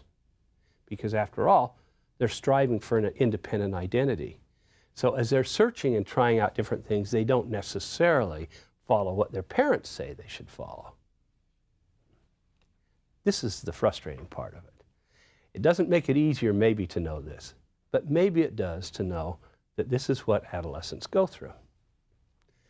Because as they strive to be independent and non-conforming, particularly to parents or the adults, they often end up showing an extreme conformity to their peer groups. So at the time that they're being independent, they very often are not very independent. They're extreme conformists. You know, we sometimes say as adults, they don't see that, how conforming they're being. But in fact, they sometimes do. So it's quite often that adolescents will express a real disgust at their own phoniness and their own lack of consistency as they try out different things. It's almost like they know they're doing this, but they still do it. They're still experimenting. Their activities with those who they are in love with, boyfriends and girlfriends, are often egocentric projections of themselves onto others. So if you had the chance to be present and watch adolescent romantic relationships, they spend a good deal of time, you're wondering what I'm going to say, they spend a good deal of time talking about themselves and who they are and who likes them. Okay. It's the old, you've probably heard this old joke before. It says, okay, we've spent enough time talking about me, let's talk about you. So what do you think of me? Okay. And this is sort of how adolescents will talk to each other. It's especially good to have a boyfriend or a girlfriend that will carry on in this way, allow each of these people to talk about themselves. They become very frustrated by gray areas. As their ideologies clash with an imperfect world, they sometimes have problems. It should be all one way or all another way. And they are often searching for values and ideologies that will then lead them to vicious prejudices and an intolerance for diversity. So these same kids that might be looking for causes are often viciously prejudiced. And some people have argued this comes about because they have a problem with accepting that things aren't so absolute one way or the other. Let me give you a few more things that come out. Examples that we can say are funny if you're not going through it with your teenager at the time. My son had a quest for independence and identity, I believe, like other people as well. One time he was leaving for school and I said, "Have a good day." And he turned to me and said, "Don't tell me what to do." It's that kind of extreme touchiness about being independent and working this out. Another time when he was in high school, he was on the gymnastics team. I'd call him a mediocre gymnast, started late in life, did it for a while and then gave it up. And he wanted us to go some of the gymnastics meets, and I would go. And he said, "I want you to go to this one." I said, "I'm working, I can't get off, it's hard for me." He said, "I really need you to go to this one. This is really a good meet, it's important." He said, "Can't you be there?" And so finally I agreed I would rearrange my schedule to be at his gymnastics meet. I point that out because he had this strong need for me to be there. He argued for it, though I at first couldn't make it. So after I agreed to go there, then he paused and he said, "Now look, I have to give you instructions. It's going to be at this place, but when you come in," and these were his, as close to a quote as I can get, "When you come into this meet, don't look at me. Don't smile at me, and don't talk to me. Don't wave, don't talk, don't smile. Just go up and sit in the stands and just look at the whole meet." And you're thinking, what kind of a kid do I have? But think about what this means in terms of this kid going through, quote, Erikson's identity crisis and trying to figure out who he is. He's still connected. Think of how badly he needed to have me there. But the worst thing in the world when you're going through the crisis and you don't have the confidence is to show that you're still tied to your parents, that you're not independent of your parents. And so he said some things that even he realizes today sounds really silly. Now, according to Erikson, the healthy result of this stage is that an individual gains an insight into what remains the same about himself despite all the changes, what he can take with him from the way he was earlier as a child, what he wants to take with him, what his strengths and weaknesses are, what his values and beliefs are, what his preferences and desires are. It might mean some shifts, it might mean some changes, giving up some things, but the child at least knows what's the same even though there's been changes and what he thinks are still important to take with him. I guess the point I want to make here is a lot of people think, oh, in Erikson's terms, you go through an identity crisis and then people change their beliefs and their values. No, they don't always change their beliefs and values, but they have to make the decision what they're going to keep and what they're not going to keep. There is a lot of research to show that despite what some people may believe, and despite the fact that adolescents are very often rebelling or arguing with parents about a lot of little issues, most adolescents, once they get through it, stick with the same religious beliefs, the same political leanings, and the same values as their parents. Very few of them change in the basic core issues. They may argue about trivial things like hairstyle and clothing style and how late they can stay out. But even though they may stay with these same values and these same beliefs, if they've gone through this identity crisis in Erikson's terms, they have at least questioned these beliefs and these values, and they've decided for themselves to stay with them, rather than just having them handed to them and blindly accepting them. The person also, in Erikson's terms, makes commitments to the future, including a commitment to a career path. So for Erikson, one of the main points about an identity crisis at this time is to make a commitment to something, following a career path. Recall that the identity crisis seemed to indicate exactly how Erikson went through life, and his problem was making a commitment to a career path. What happens if this development goes awry? Well, according to Erikson, if you don't develop a satisfying sense of identity, you're going to suffer role confusion. In a sense, you'll continue into adulthood to live out the confusions and searching that usually are found in adolescence.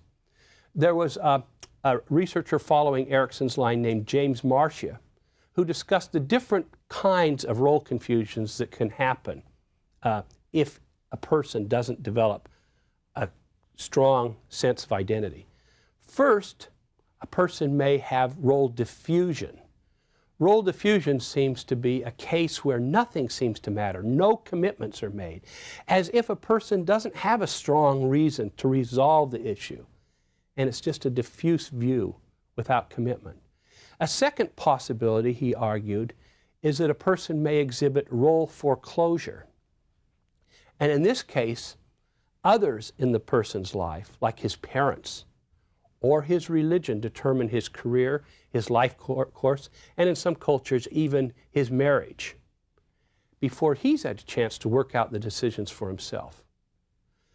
So there have been cases where the farm has been in the family for generations, and it's the oldest son's job to become the farmer for the father and take over the farm. No questions asked.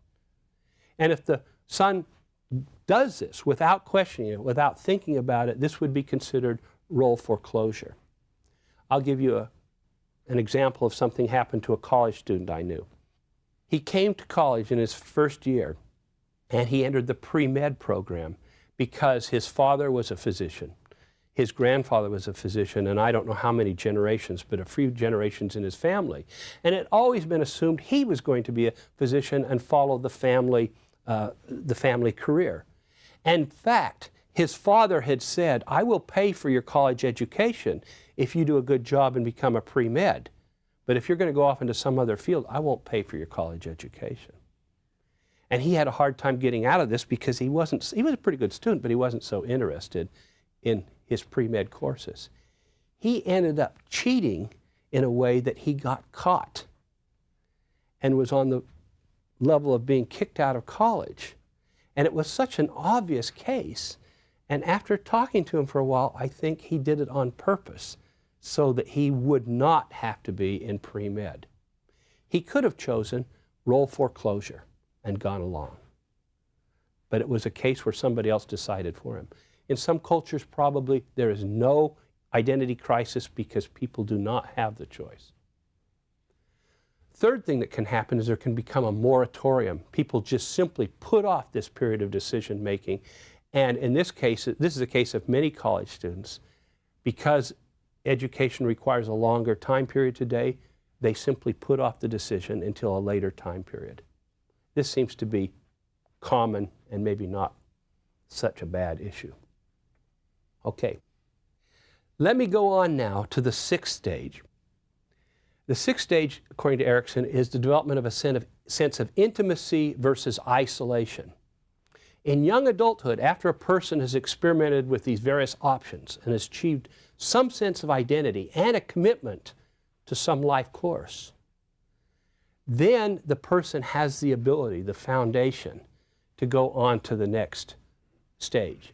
And just as in childhood an individual needed a strong foundation of trust in order to become autonomous and independent, the argument that Erikson had is now a person needs a strong foundation of a sense of self, an identity, if you will, and independence in order to be able to commit to staying with another person and abide by those commitments.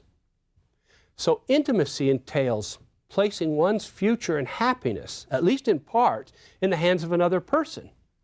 In an intimate relationship, and by the way, marriage would be considered the prototype. Spousal relation would be the prototype. But it can also be very close friends. it can be partners, it can be some intimate relationship besides marriage. But use marriage if you want as the prototype here. In this case, it requires that a person get to know the other person so well and disclose so much about the self that the other person actually has the capability to hurt the first person. You can hurt each other.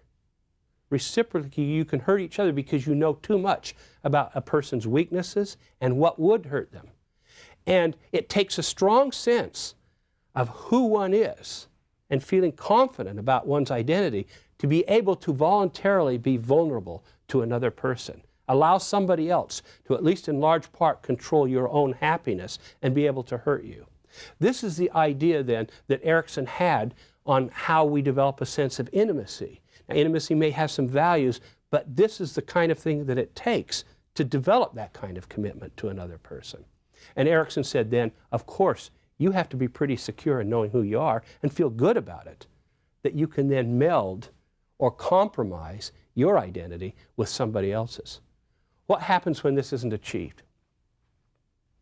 Well, Erikson argued that a person who had not achieved this healthy identity would have a hard time making the commitment to somebody else. She couldn't bring herself to open up or to stick with another person. And this kind of person might come close to commitments but then shy away from them. This kind of person might get involved in romantic relationships but they didn't last. This person might have a very active social life but would still have a profound sense of isolation. So isolation would be the opposite, staying isolated rather than being connected to someone else. Now for Erikson, identity has to come first to achieve intimacy because that's the way he did it. Some people question the ordering of these stages. Nancy Chodorow was a psychodynamic theorist who discussed women's issues and the differences between women's and men's development. And she noted that, and by the way, this follows the Freudian approach, she noted that for males, identification comes primarily through separation from the mother. Think of the Oedipal conflict. And therefore, they develop a style in which intimacy threatens them. And she argued, on the other hand, for females, identification comes primarily through attachment to the mother. Again, you can refer to the Oedipal conflict. And therefore, they develop a style in which separation threatens them. And from this line of reasoning, she argued that for females, intimacy may come first. And you need a sense of intimacy or connectedness to someone else in order to develop a sense of identity. Whereas for Erikson, he followed his own line and the male line, and you needed identity first, so now that you could make a decision and be able to handle the intimacy. There are arguments both ways. In fact, there's not an argument for which way it should be. It might be just, this is the difference we find because of the biases in our own culture. But one way to look at this is to think of identity and intimacy as being two intertwined processes that occur during adolescence and young adulthood. Together, we need to develop both of those, whichever order they come in. Thank you.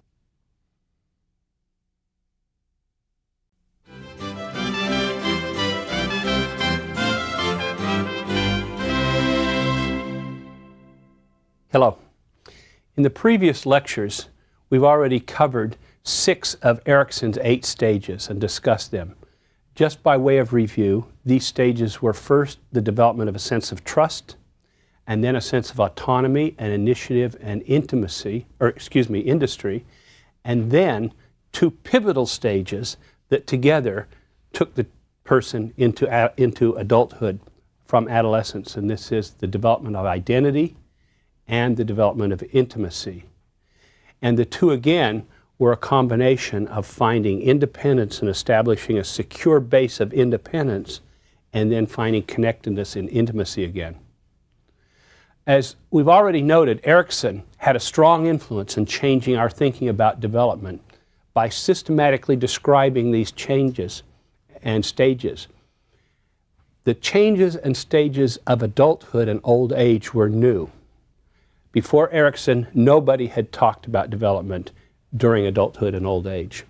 After Erikson, it's now the rule to talk about lifespan development. He was the one who began all of this. Let's talk about these stages, the 7th and the 8th stage.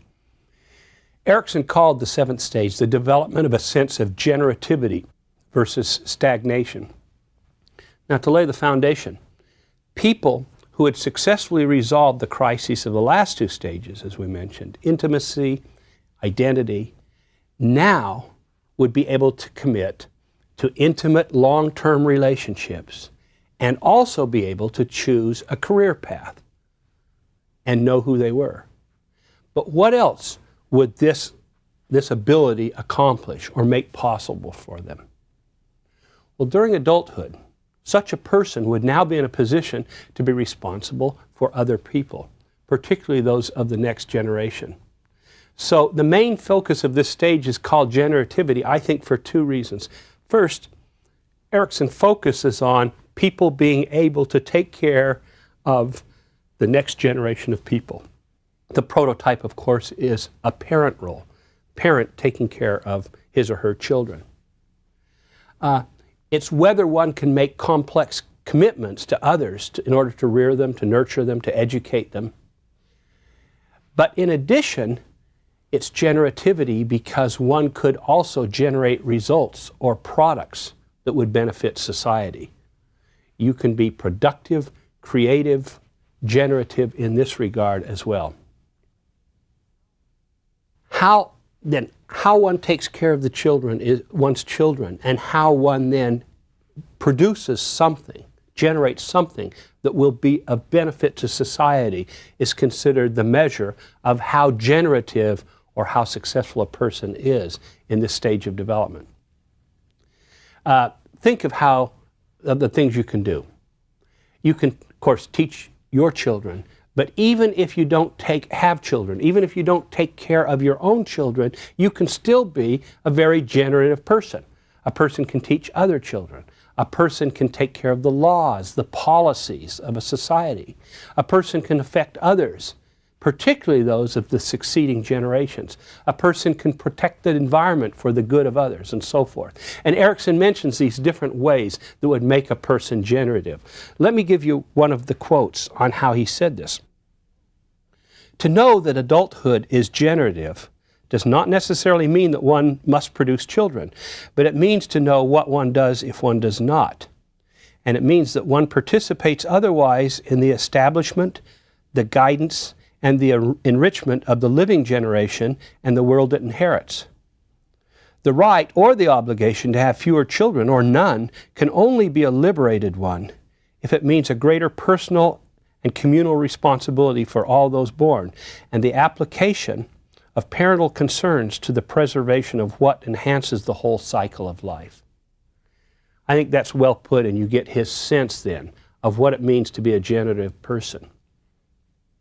So, if you're a generative person, you feel commitment to others, particularly those that are coming along. A generative person also is a contributing member of society. You do what you can to help out in your sector of the world, as Erikson puts it.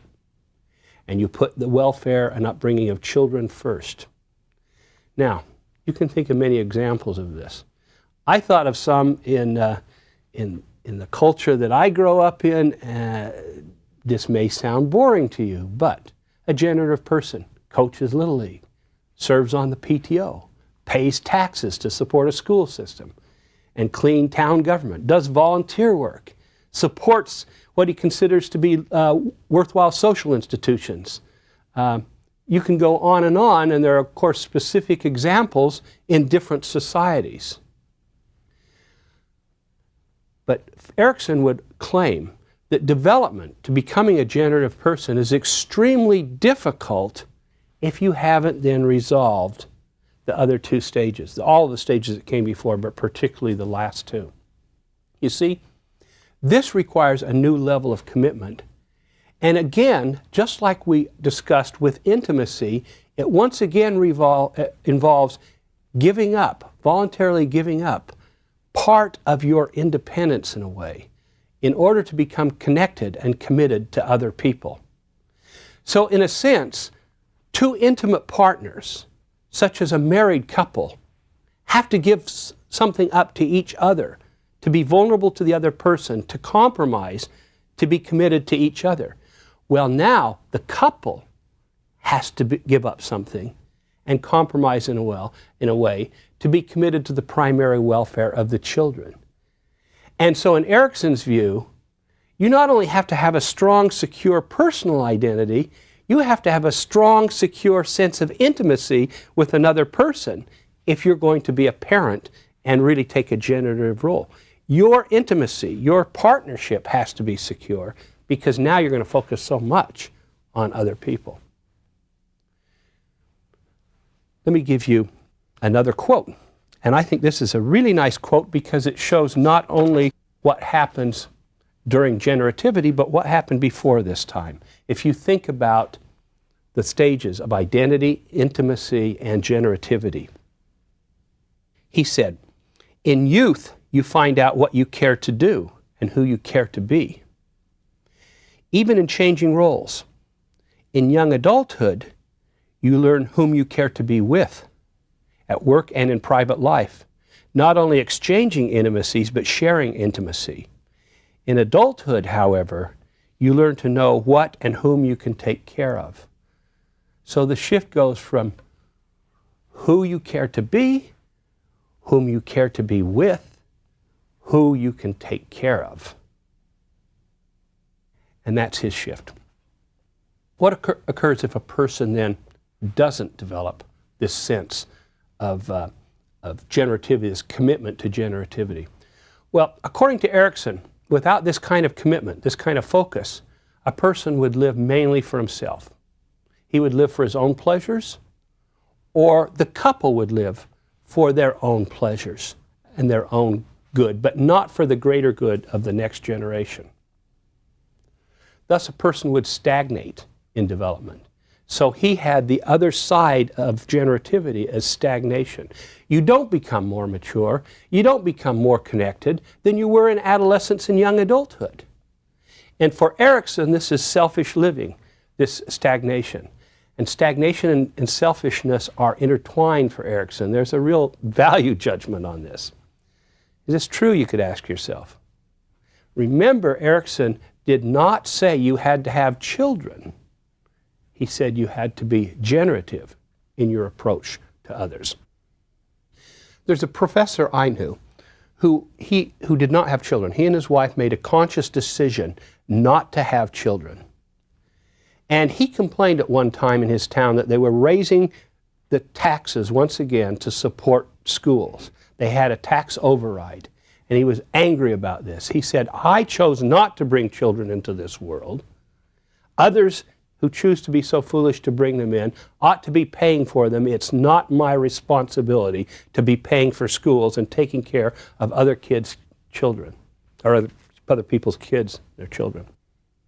This is the kind of view that would be a non-generative view in Erikson's terms. Because in Erikson's terms, all of our children belong to all of us, in a sense, because they're part of the next generation. Erikson called his eighth and final stage the development of a sense of ego, integrity, versus a sense of despair. Now, this stage, this last stage, is brought on mainly because of the declines of old age. And with the declines of old age, we have often a loss of financial power and responsibilities.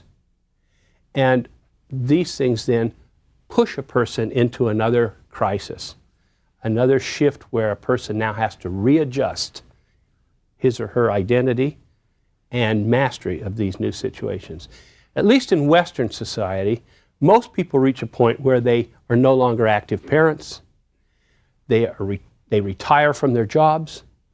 They have less control or impact over the accomplishments and decisions in their field of work. They lose some of the energy or physical or mental stamina needed to keep producing at the rate that they did for most of their adulthood. All of these things happen. I want to point out that not all of these events happen because of physical decline. most of these events are part of our culture. But nevertheless, we have a lot of things happen that push us into a tailspin, if you will, in Erikson's terms, and force us then to re-identify, to reestablish this identity. Just as puberty threw us into an equilibrium, so can these changes of old age. There's something else that happens according to Erikson. As we come to the end of our life, we have to come to grips with the certainty of death. Of course, we always knew about the certainty of death. But for most people as adults, and certainly as children, that's a long way off. And just as in adolescence you can see the light at the end of the tunnel, that I have to leave home, I have to make a decision about a career, now, for the first time maybe, in Erikson's terms, you really do see the I hate to say light at the end of the tunnel, but you see the end. You see that certainty. You realize it is coming. And therefore, along with this is this knowledge that your options, your chances for various courses of action are virtually over. This is the life I have. There's no other. This is it. I don't have options now to go back and change things in any significant way. And so the tasks of this stage are to master and adjust to those changes, and the opportunities you have to develop a final identity for yourself, which includes what you're like in your old age. Now, Erikson called it ego integrity because a successful person in this stage is able to integrate all aspects of her identity, all aspects that make her who she is, and that make up her fully developed ego, if you will. Remember, he still came from the Freudian tradition. She'll feel good about herself. She'll feel good about what her life was. And so integrity is an integration in this sense. But integrity has two meanings here, really. The first is the integrated life, one that unifies all the previous identities, now can come together. The second meaning of integrity here is honesty. Integrity or honesty in accepting what one was and what one has been given in life, and feeling that you had it to do over again, you'd basically choose to live the same life that you did, that you're pretty satisfied with all of the ups and downs. You'd be honest in accepting both the successes and the failures, and the good and the bad in your life, but this would be it. And you could feel good about living with that. Person would then feel that she or he had accomplished something, and it was good, as a good life to have. But there's a third meaning in this term integrity. In this last stage, Erikson apparently believed that a person could fully integrate these two seemingly contradictory needs we've talked about. The needs in life always to be connected to others, and also to be independent and autonomous. And so now, throughout these sequences, we've talked about dealing with these two issues. In the end, maybe you could really put it together and see how you can have it both ways, that each reinforces the other. Let me read you another quote. And this is about this last stage of ego integrity. He said, Webster's dictionary is kind enough to help us complete this outline in a circular fashion.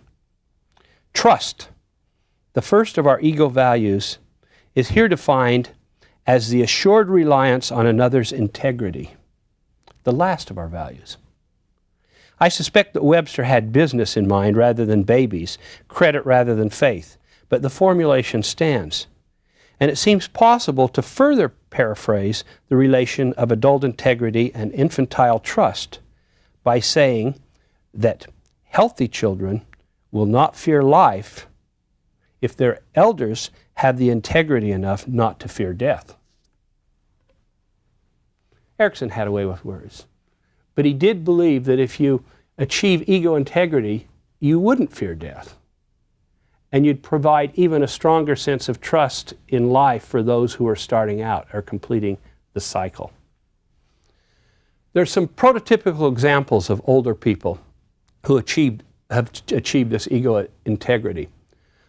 These are the people whom we think of as having gained this high degree of wisdom. Whatever that vague term means, wisdom. If you're talking about a wise old person, the wise elders, these are the people that we could look up to. They're ever generative, they're ever helpful to the younger generations. Now these are people whom you can think of as that grand old lady or that kindly gentleman or that fun-loving grandparent or that person who has a great sense of humor. And so we have in our minds people who are older, who fit this kind of image. They're the statesmen, the elders, the great-grandparents, the fun people. What happens if this development goes awry? Well, Erikson thought that there would be a sense of despair that would set in for those who couldn't accept their lives as they had been, the choices they had made, the outcomes that had occurred in their lives, and accept the fact that their lives were coming to an end. And with this sense of despair might come depression, or there might also be a desperation to grasp onto as much as you could grab for yourself at the end, as last gasp to try to change things or make things happen or enjoy what you could at the end. A person like this, in Erikson's view, might become a complaining person or somebody who had a very bitter style of interacting with others. So most of us have encountered kind and optimistic older people, and we've also encountered grouchy and depressed older people. And Erikson took these two types of people, or those who had resolved and worked out ego integrity versus developed a sense of despair in this stage. Well, we've completed the life cycle through Erikson's theorized sequence. And now maybe we should step back and evaluate Erikson's theory in general. How valid do developmental theorists and research believe his stages are? How valid do you believe his stages are? The first issue I'd like to bring up is an issue of universality. Many people believe that Erikson's stages are valid descriptions of a sequence of issues and challenges that a person has to face. A person who is growing up in a Western culture, like America. But many also, some of these same people, question whether these stages are universal and apply to all cultures. So a big issue is this really describing development of humans, of our species, or is in fact Erikson really tied to just one way of developing Europe, America? Because that's how he developed and how he then was led to this sequence of events. You see, many of the crises, we've mentioned this already, but many of the crises that Erikson describes are really brought about in large part because of the events that our culture prescribes for us. Our culture determines when we must learn certain skills and which skills we learn. It determines when we have to go to school, when we get married, when we must pay taxes, when we have to hold down jobs. It prescribes when we will retire. Now, I know you can say, oh, we don't have mandatory retirement. But come on, we have had for a long time in our culture. And whether we have it or not, the fact that Social Security kicks in at a certain time, that this is sort of the standard, this is expected, means that you retire at a certain time. Not all these events are cultural. The idea that you give up active parenting at a certain age is probably biological. We have kids at a certain age and they grow up and then we're out of that role. But you see, a lot of the various issues that come up that cause crises for us and cause us to go through a reevaluation of who we are come up because of our particular culture. How could we test this? Well, we need a lot of cross-cultural research. And this is what's sort of strange, ironic. Erikson really believed in cross-cultural research, and he himself did some cross-cultural research. More of it before he really strongly formulated his theory. But in fact, there isn't a lot of cross-cultural research to test his theory to see if it holds up. He hasn't really generated a lot of that research that would say, yes, this sequence holds up across cultures despite the differences.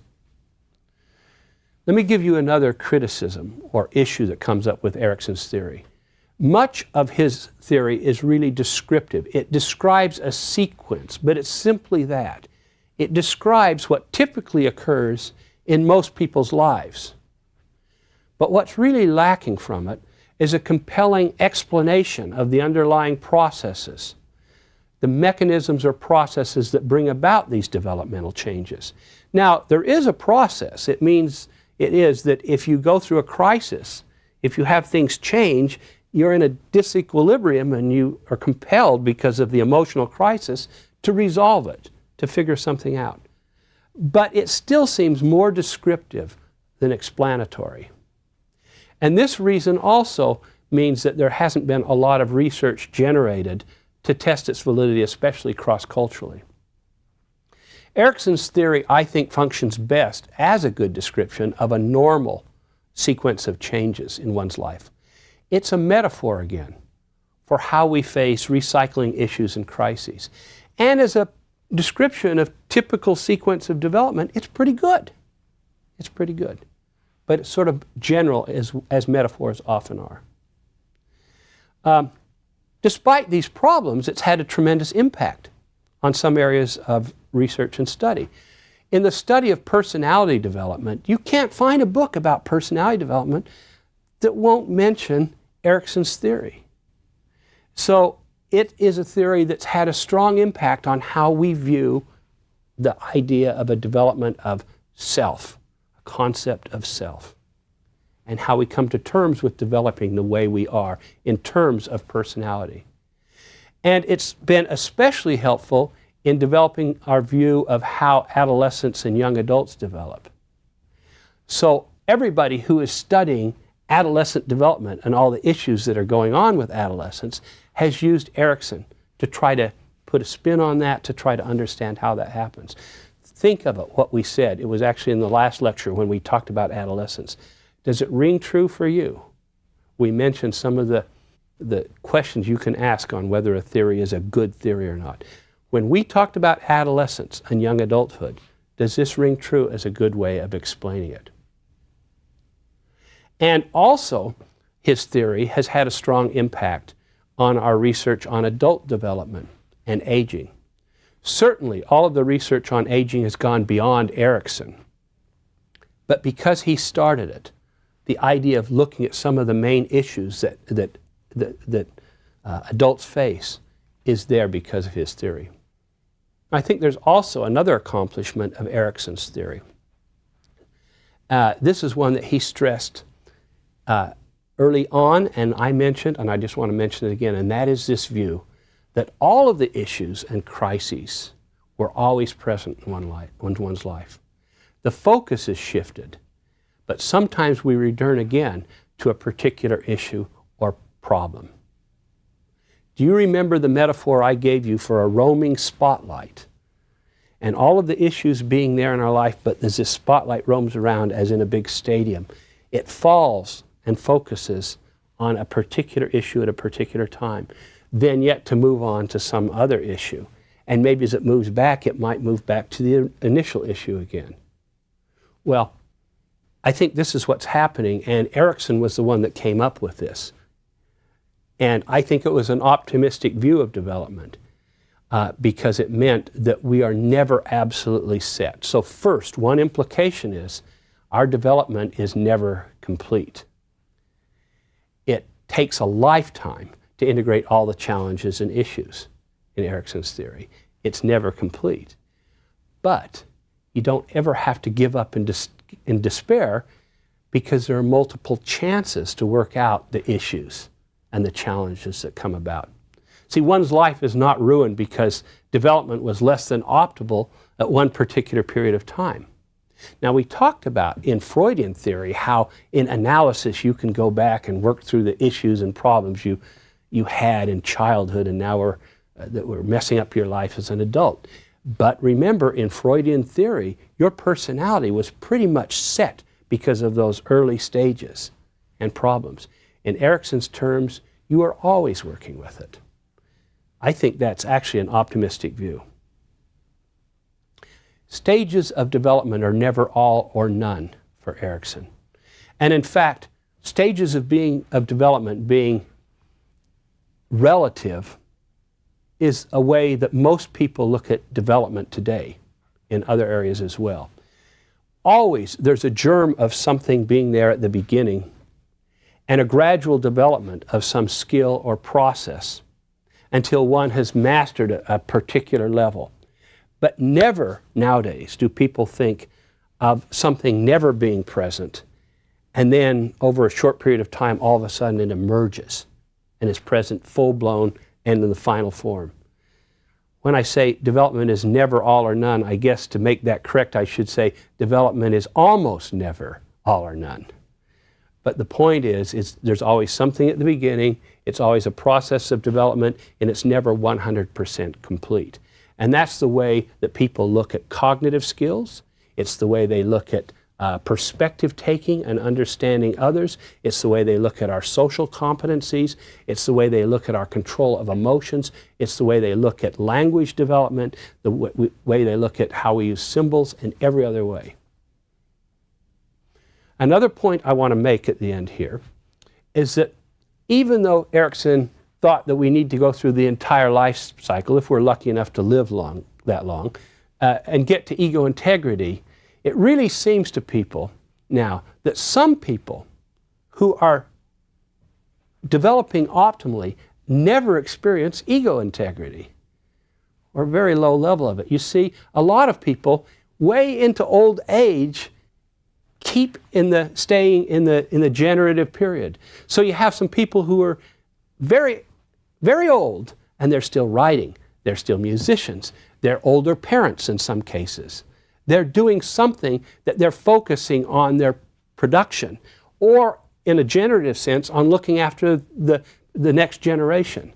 And they don't seem to stop to contemplate the entire life process. They just keep going until the end. So for some people, maybe because of retirement, maybe because of these options being taken away from them, they go into an ego integrity stage. But it seems like for some people, that's not an issue. You just keep going. Let me mention one other issue, and then we'll end with Erikson. And that is, he talked as if people go through these stages in the same way. He did discuss individual differences in terms of the things that the environment could do to you, so you either successfully resolve a stage or you don't. But he talked as if everybody has the same motivation, the same desire to resolve the conflicts. But you could ask yourself, what if there are individual differences, maybe from biology, maybe from internal mechanisms, that mean that some people really aren't attuned to crises? They're not so emotional. They don't need to resolve things. They don't have these crises in their lives, and other people do. And that seems to actually be the case. I did some research with some colleagues in which we looked at middle-aged adults and then did a retrospective study as best we could, doing assessments of what went on in their adolescence and in their young adulthood. And we had several assessments of the quality of their marriage as adults, whether they'd gone through divorce, whether they'd had issues that they would call midlife crises or not, and the same way whether they had rebellion and issues of identity crises when they were adolescents. And we figured if they resolved it as adolescents, they wouldn't have to go through the crisis as an adult. But in fact, what we found was those that had crises and rebellion as adolescents were more likely to also have these crises and rebellions as adults, even in marriage. Those that were calm and had a calm adolescence were more likely to have a calm midlife. So maybe there was a stable personality difference. We'll see some of these issues resolved next time when we talk about the theory of attachment. Thank you.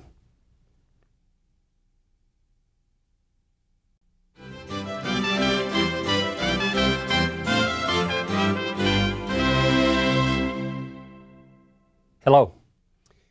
In this lecture, we're going to introduce the third of our theories, our major theories in our sequence. We'll talk about attachment theory, and then we'll talk about this theory in the next 3 lectures as well. I'd like to begin today by giving you some idea and information about John Bowlby's history and then Mary Ainsworth's history. And then I'd like to conclude by discussing the functions of the attachment system in humans. Now, a crucial factor for optimal child development is that an infant becomes connected to other people, especially to the parents.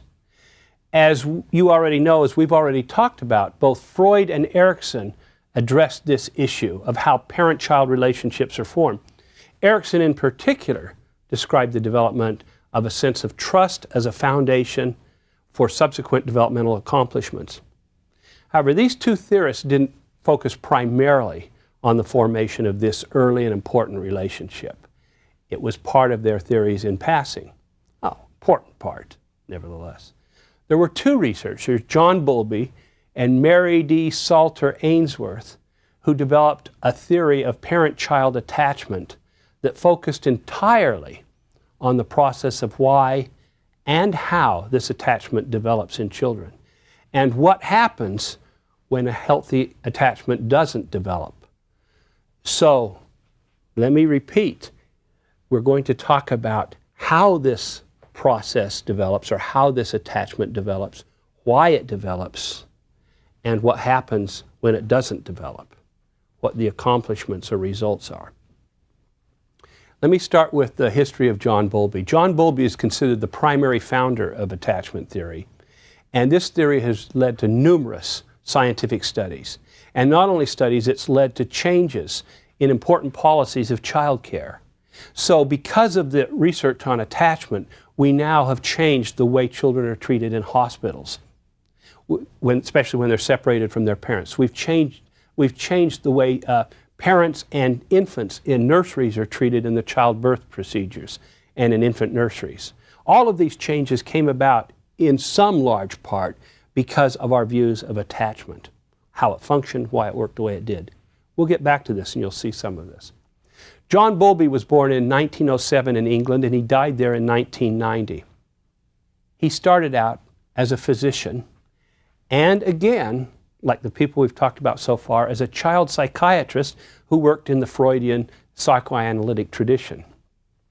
However, he became really dissatisfied with Freudian theory, especially as he tried to explain how attachment developed. He found that the psychodynamic theory was really inadequate in dealing with real relationships in a child's life, particularly early on. It just didn't ring true for him or didn't explain things as the way they should have been explained. And at this same time that he was thinking about trying to explain these early relationships, he discovered a very new approach or theory, ethology theory, that was developing in Europe at the time. And he used ethology then to explain why we need a strong attachment system and how it develops. It rang true for him. It made a lot of sense to him. Now, ethology theory deals with a comparative study of animal behaviors that are adaptive and have evolutionary significance. But we're going to talk more about ethology theory in the next lecture. Bowlby published his first paper laying out his theory of attachment in 1957, to give you sort of a timeline of where we are at. He was really influenced also by the independent theoretical work of Mary Ainsworth. They started out independently and then began to converge. And it's to the point now where it's very difficult to separate which parts of attachment theory came from Bowlby, which parts came from Ainsworth. They were good friends. They collaborated to a large extent. After World War II, people in the field discovered that there were many children in orphanages, children who had been devastated by the war, particularly from the loss of parents. And there were several child researchers and child therapists that took a keen interest in these ravaging effects on children of being deprived of their parents.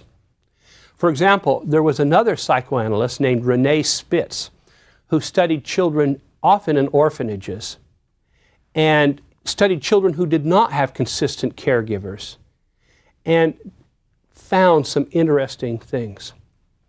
He found that there was sort of a sequence that children would go through in these conditions where, by the way, they had their basic needs met. They had adequate nourishment. Somebody was around changing diapers, taking care of them.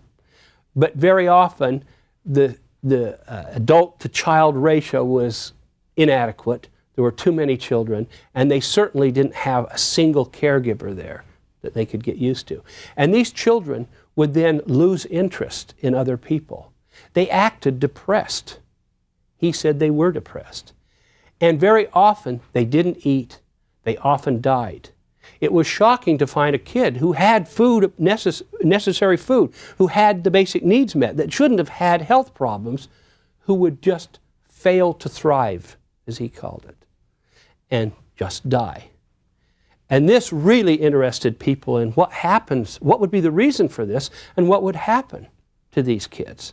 It was not just the physical, biological needs, something else was there. And of course, they talked about relationships and the need for relationships. Now, around the same time, Bowlby and some of his colleagues were doing research on children in hospitals and also on children who were separated from their parents because of the loss of the parents. But in the work on children who were separated because of chronic illness or even short-term illness and were in hospitals, he also described and found that they went through a sequence of change. And this sequence looked a lot like the adult mourning process.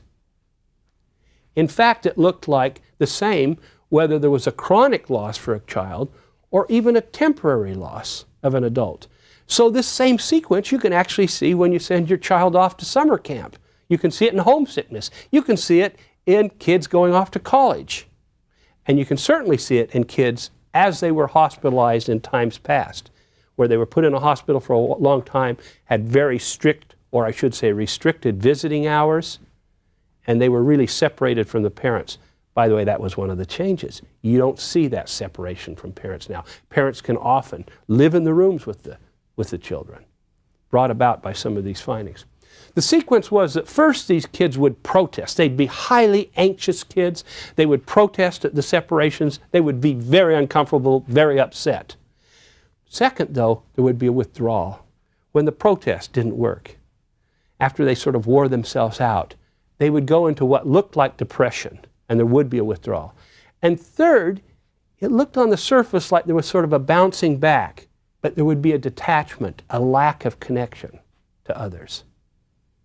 It was like they'd made themselves immune to emotion.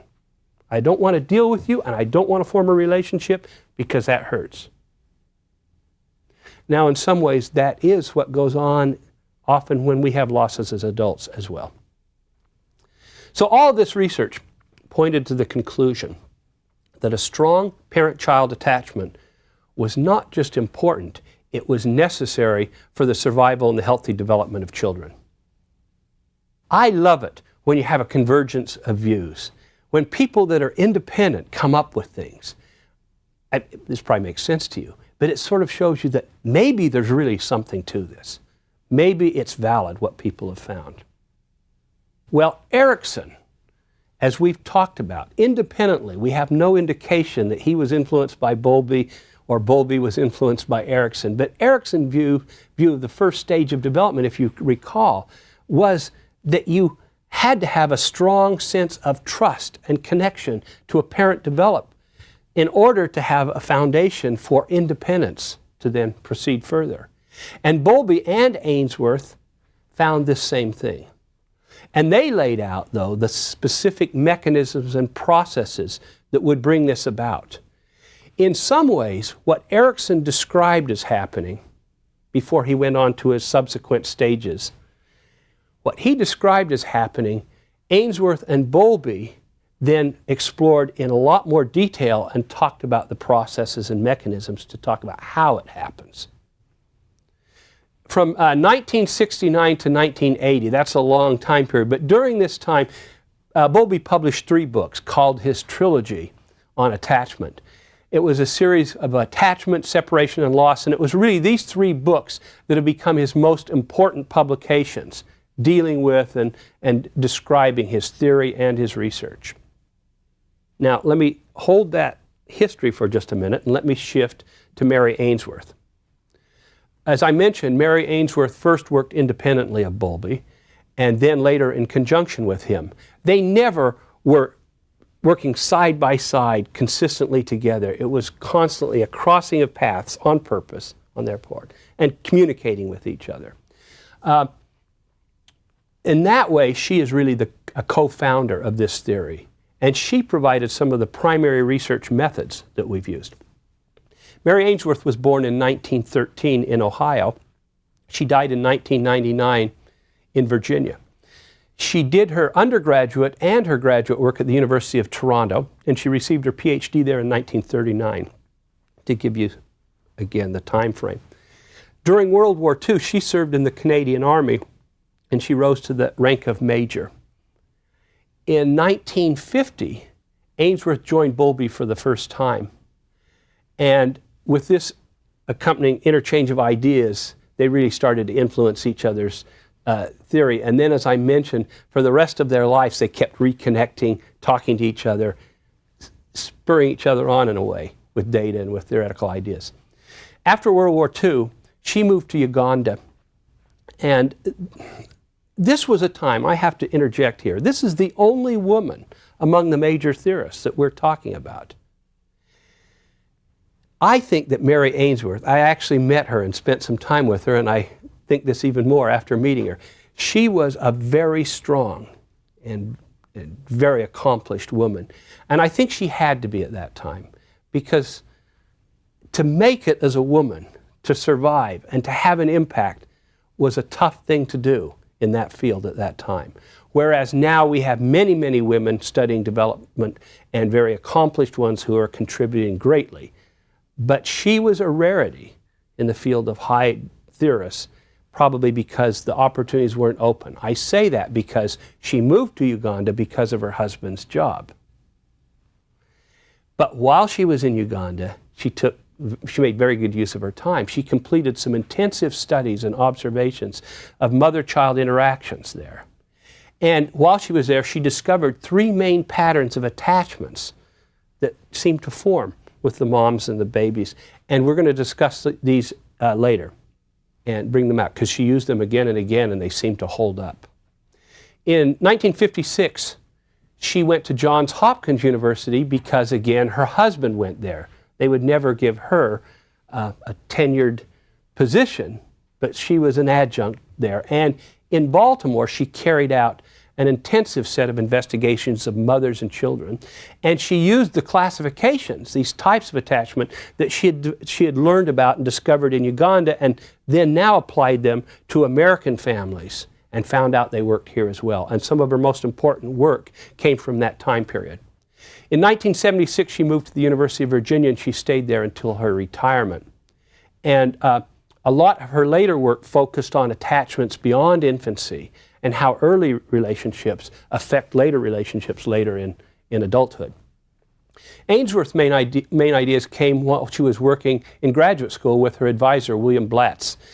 He had a theory of the role of security and how security is an influential factor in humans. She used this to develop her most important idea, and that was the idea of a secure base in infant attachments.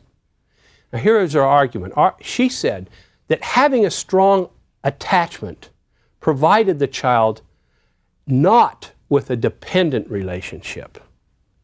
Instead, it provided the child with a sense of security, this secure base.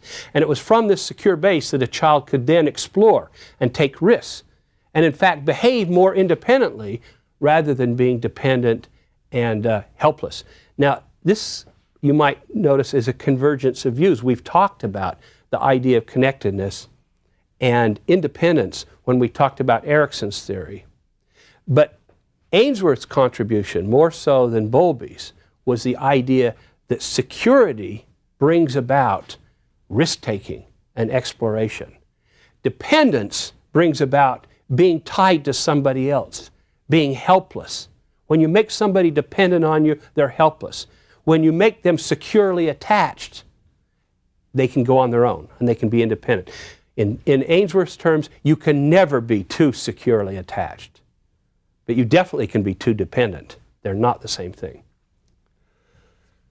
Now, Ainsworth argued then, well, that this secure base was the primary benefit or value of being attached. Bowlby argued that being attached provided you with the comfort and the protection to do what you needed to do as a child. And these two ideas were then combined in the theory. In 1978, Ainsworth with some of her students published an influential book called Patterns of Attachment. It lays out most of the important points of her theory and research. So, the joint theory of these two folks is that humans have evolved a built-in attachment system that's necessary for the survival and adaptation of our species. This isn't nice. We can't help it. This is a part of us, a part of our human nature. Let me see if I can walk you through how they look at the development of this system. First, humans have the longest period of immaturity of any species, not only in absolute length, but also in the proportion of our lifespan that we spend in immaturity. It's longer than any other species. And the interesting thing about this is the length of immaturity in a species lifespan seems to progress fairly orderly through the phylogenetic order. So primates, such as chimpanzees, also have a very long period of immaturity. I can't account for birds. They seem to have gone off on a separate line of evolution and development because some of those have a long period of immaturity as well. In any case, we have this long period of immaturity where we're, quote, children, where we haven't reached sexual maturity, we can't reproduce, and we're not qualified, if you will, to handle adult tasks in our species. Why is this? Why is this? People have looked at this from an adaptation or evolutionary viewpoint. Well, the argument is that if you want a species to be hardwired, to have everything already built into the neurology or into the genetic code, then that would be handy to have a species that worked on instincts and was ready to go for the particular environment of that species. So a perfect example would be some species of lizards living in the Arizona desert. We think of them as being hardy, but in fact what they are is very well adapted for a specific environment, not for a range of environments. But humans at the opposite end seem to have taken the path of flexibility.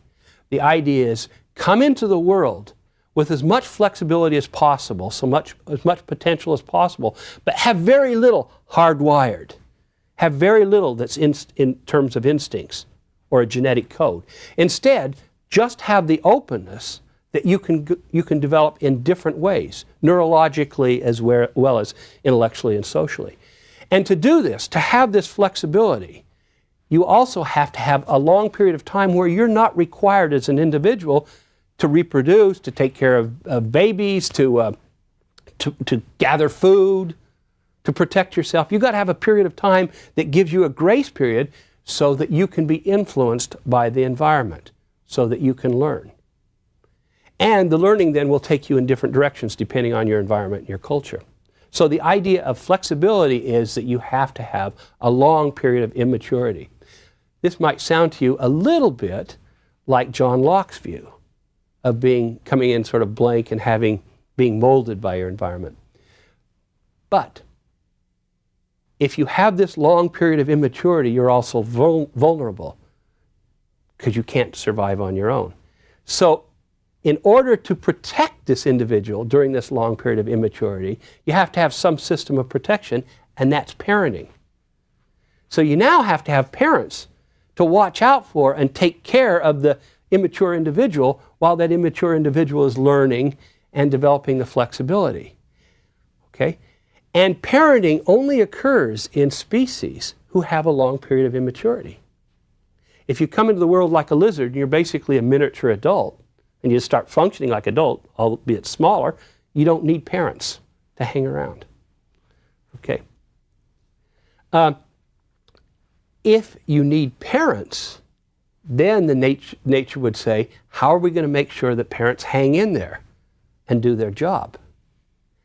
And so, the way nature does that is let's have evolved a system that the parents want to stay with their offspring, want to stay connected. And it might help to also have the offspring want to stay with their parents and not wander off. You see? So that's the basic logic of keeping the parents and the offspring together and giving something rewarding to them so they'll stick together during this period of immaturity. Now, attachment can be defined as a strong preference that a person has to be in close proximity to another specific person and to feel comfortable when close to that person and to feel highly distressed when separated from that person. I said a specific person. Attachment is this strong desire to be close to one other specific person. You can have multiple attachments to people, but it isn't just to your species, it's attachment to a particular individual. Here's the summary. Flexibility requires time to learn. Long period of immaturity is needed. Immaturity requires parents to provide the security. The parents have to be sticking to the job, and the reciprocal attachment system is the built-in mechanism that makes sure the parents stay on the job and the kids stay with them. Okay. Now, what does this system accomplish for children? Well, we just told you that it accomplishes keeping them together. But there's another way of looking at it, and that is to say there are certain functions. There's a set of functions that this reciprocal attachment system accomplishes. So first, and probably most importantly, the attachment guarantees that the basic needs of the child are met. For example, the child gets fed, has warmth, has shelter, has protection from harm or predators. So this is the basic idea, the evolutionary idea we talked about. The attachment system then has to protect the infant, and this is first and foremost. In return for what the baby gets, the parents or the parent substitutes. I always use parents, by the way, but it has to be somebody that's taking care of the child, whether it's the biological parent or not. The parent has to get something too. And so the idea is with this reciprocal system, some of the parent's needs are also met. And some of the needs that people have talked about is the parent gets physical contact with a person that feels actually pretty good. And the person has social stimulation. And the parent meets the needs to nurture somebody else and feeling needed. So some of them are psychological, some of them are probably physical, but there are certain needs that meet the parent's wishes as well. There's a second function of this system, and that is that it provides the child with a sense of security. This is where Ainsworth came in, or trust, or a quelling of fears. So it isn't just that the basic needs are met, but it's a secure base. And then from this secure base, another need is met. And that is this third need, that it facilitates exploration and independent functioning in the child. We need both. We need to be independent. We need to explore, but we also need a secure base. And the idea of attachment theory is these two needs are interconnected. You can't have one without the other. They go together. Even though they seem to be opposites, it seems to be a paradox of the system that by becoming more secure and attached to your mom, you're also going to explore more and become more independent because of this secure base. You'll try out new behaviors. Let me give you some examples of this. Some of them are pretty straightforward and simple. One is an area called social referencing, is the name that people give to it. And it's this, that a child who is put in an ambiguous situation and isn't sure about the safety of that situation or what to do or what to think in that situation will turn to a person that he or she is attached to get a read on it. So, let's say you have this little kid playing on the floor here, mom's over here, and a stranger enters that the little kid has never seen before. What does the kid do? Think about what you know about what a kid does. Typically, a kid will freeze, look up at the stranger, stop everything she's doing, look at the stranger, and then what next? Turn to mom and look at mom's face. And if mom goes, oh, has some shock, the baby will start to cry and crawl to mom and grab her. If mom goes, oh, and smiles, the baby then will seem to be okay. Look back and follow the stranger, but not be upset. How many times have you seen this? Baby falls down the stairs, or, oh, that's too gross, falls. Maybe he's been hurt, maybe hasn't, but doesn't cry and looks at the parent, and the parent goes, oh, did you hurt yourself? Oh, no, oh, no. And the baby starts to cry and wants to go to the mom. If the mom says, oh, did you fall down? Ah, let's get up and go. Baby's okay and doesn't cry. This is called social referencing. The attachment is that the baby uses the attached figure, in this case the mother, to read what to do. You see, because the mom is the secure base and provides this availability to know what to do. Let me give you another example. A kid is playing with toys, and the mom's here, and let's say there's some really appealing toys off around the corner in another room. Say they're at a daycare center, at their friend's house, whatever. And the little kid might walk away and go in the other room and play with those toys. And every once in a while you see this, the kid will come back, look around, and look at the mom. And if mom says, you having fun? Kid goes off and plays some more. Okay? Sometimes you see this. Kids will be off playing or doing something, and they go back to mom and touch her knee, and then walk off again. Come back and just touch her and walk off again. The idea is that the mom is the secure base that now allows the child to go off. And children who are well attached will go further away and take more chances than children who are not well attached. Okay? A kid goes off to camp. Kids will often have less homesickness and be able to adjust to camp better if they have a secure attachment to a parent than if they don't have a secure attachment. Fourth, I'm giving you the fourth function for attachments. If a person is attached to another person, it focuses that person's attention on the attached person. If a child is attached to somebody, the child will focus attention on that person and experience a lot of positive emotional arousal and seek out eye contact and proximity. That goes without saying, I think. But what happens is this focused attention on the attached person primes the child to learn from the attached person. So first Pavlov discovered this. When he was doing his conditioning with his dogs, he discovered if the dogs were attached to the master, they would, as you've seen, maybe if you've had dogs, they would watch everywhere that the master went, the alpha dog went, and they would pay attention and they could learn new tricks and condition faster if they had a person that they were positive about or attached to. Okay? This you see in schools all the time, whether it's preschool, elementary school, even college. And that is, if a student is attached to the teacher, they pay attention to that teacher. They focus on that teacher and they'll often learn more. In fact, they'll often say, the teacher said this, it has to be right. The teacher is valuable. And people who focus attention and are emotionally aroused to a moderate, positive level often learn more. So attached people provide good teachers for the kids that are attached to them. The fifth purpose is that attachment provides a model and experience with relationships that then will change or influence the development of future relationships. And we're going to come back to this in a subsequent lecture.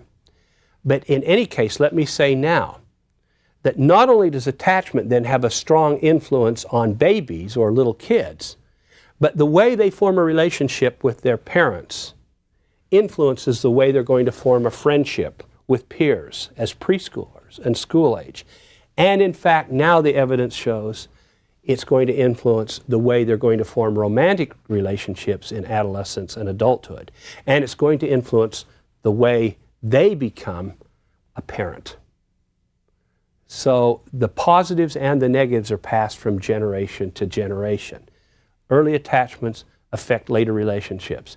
And in Bowlby's view, in fact, it probably is a major function that's built into the system to provide a model that will influence subsequent relationships. Now, in the next lecture, we're going to discuss how nature ensures that the formation of secure attachments occur and the sequence that we go through in developing these early attachments. We're going to bring in ethology and that theory. Thank you.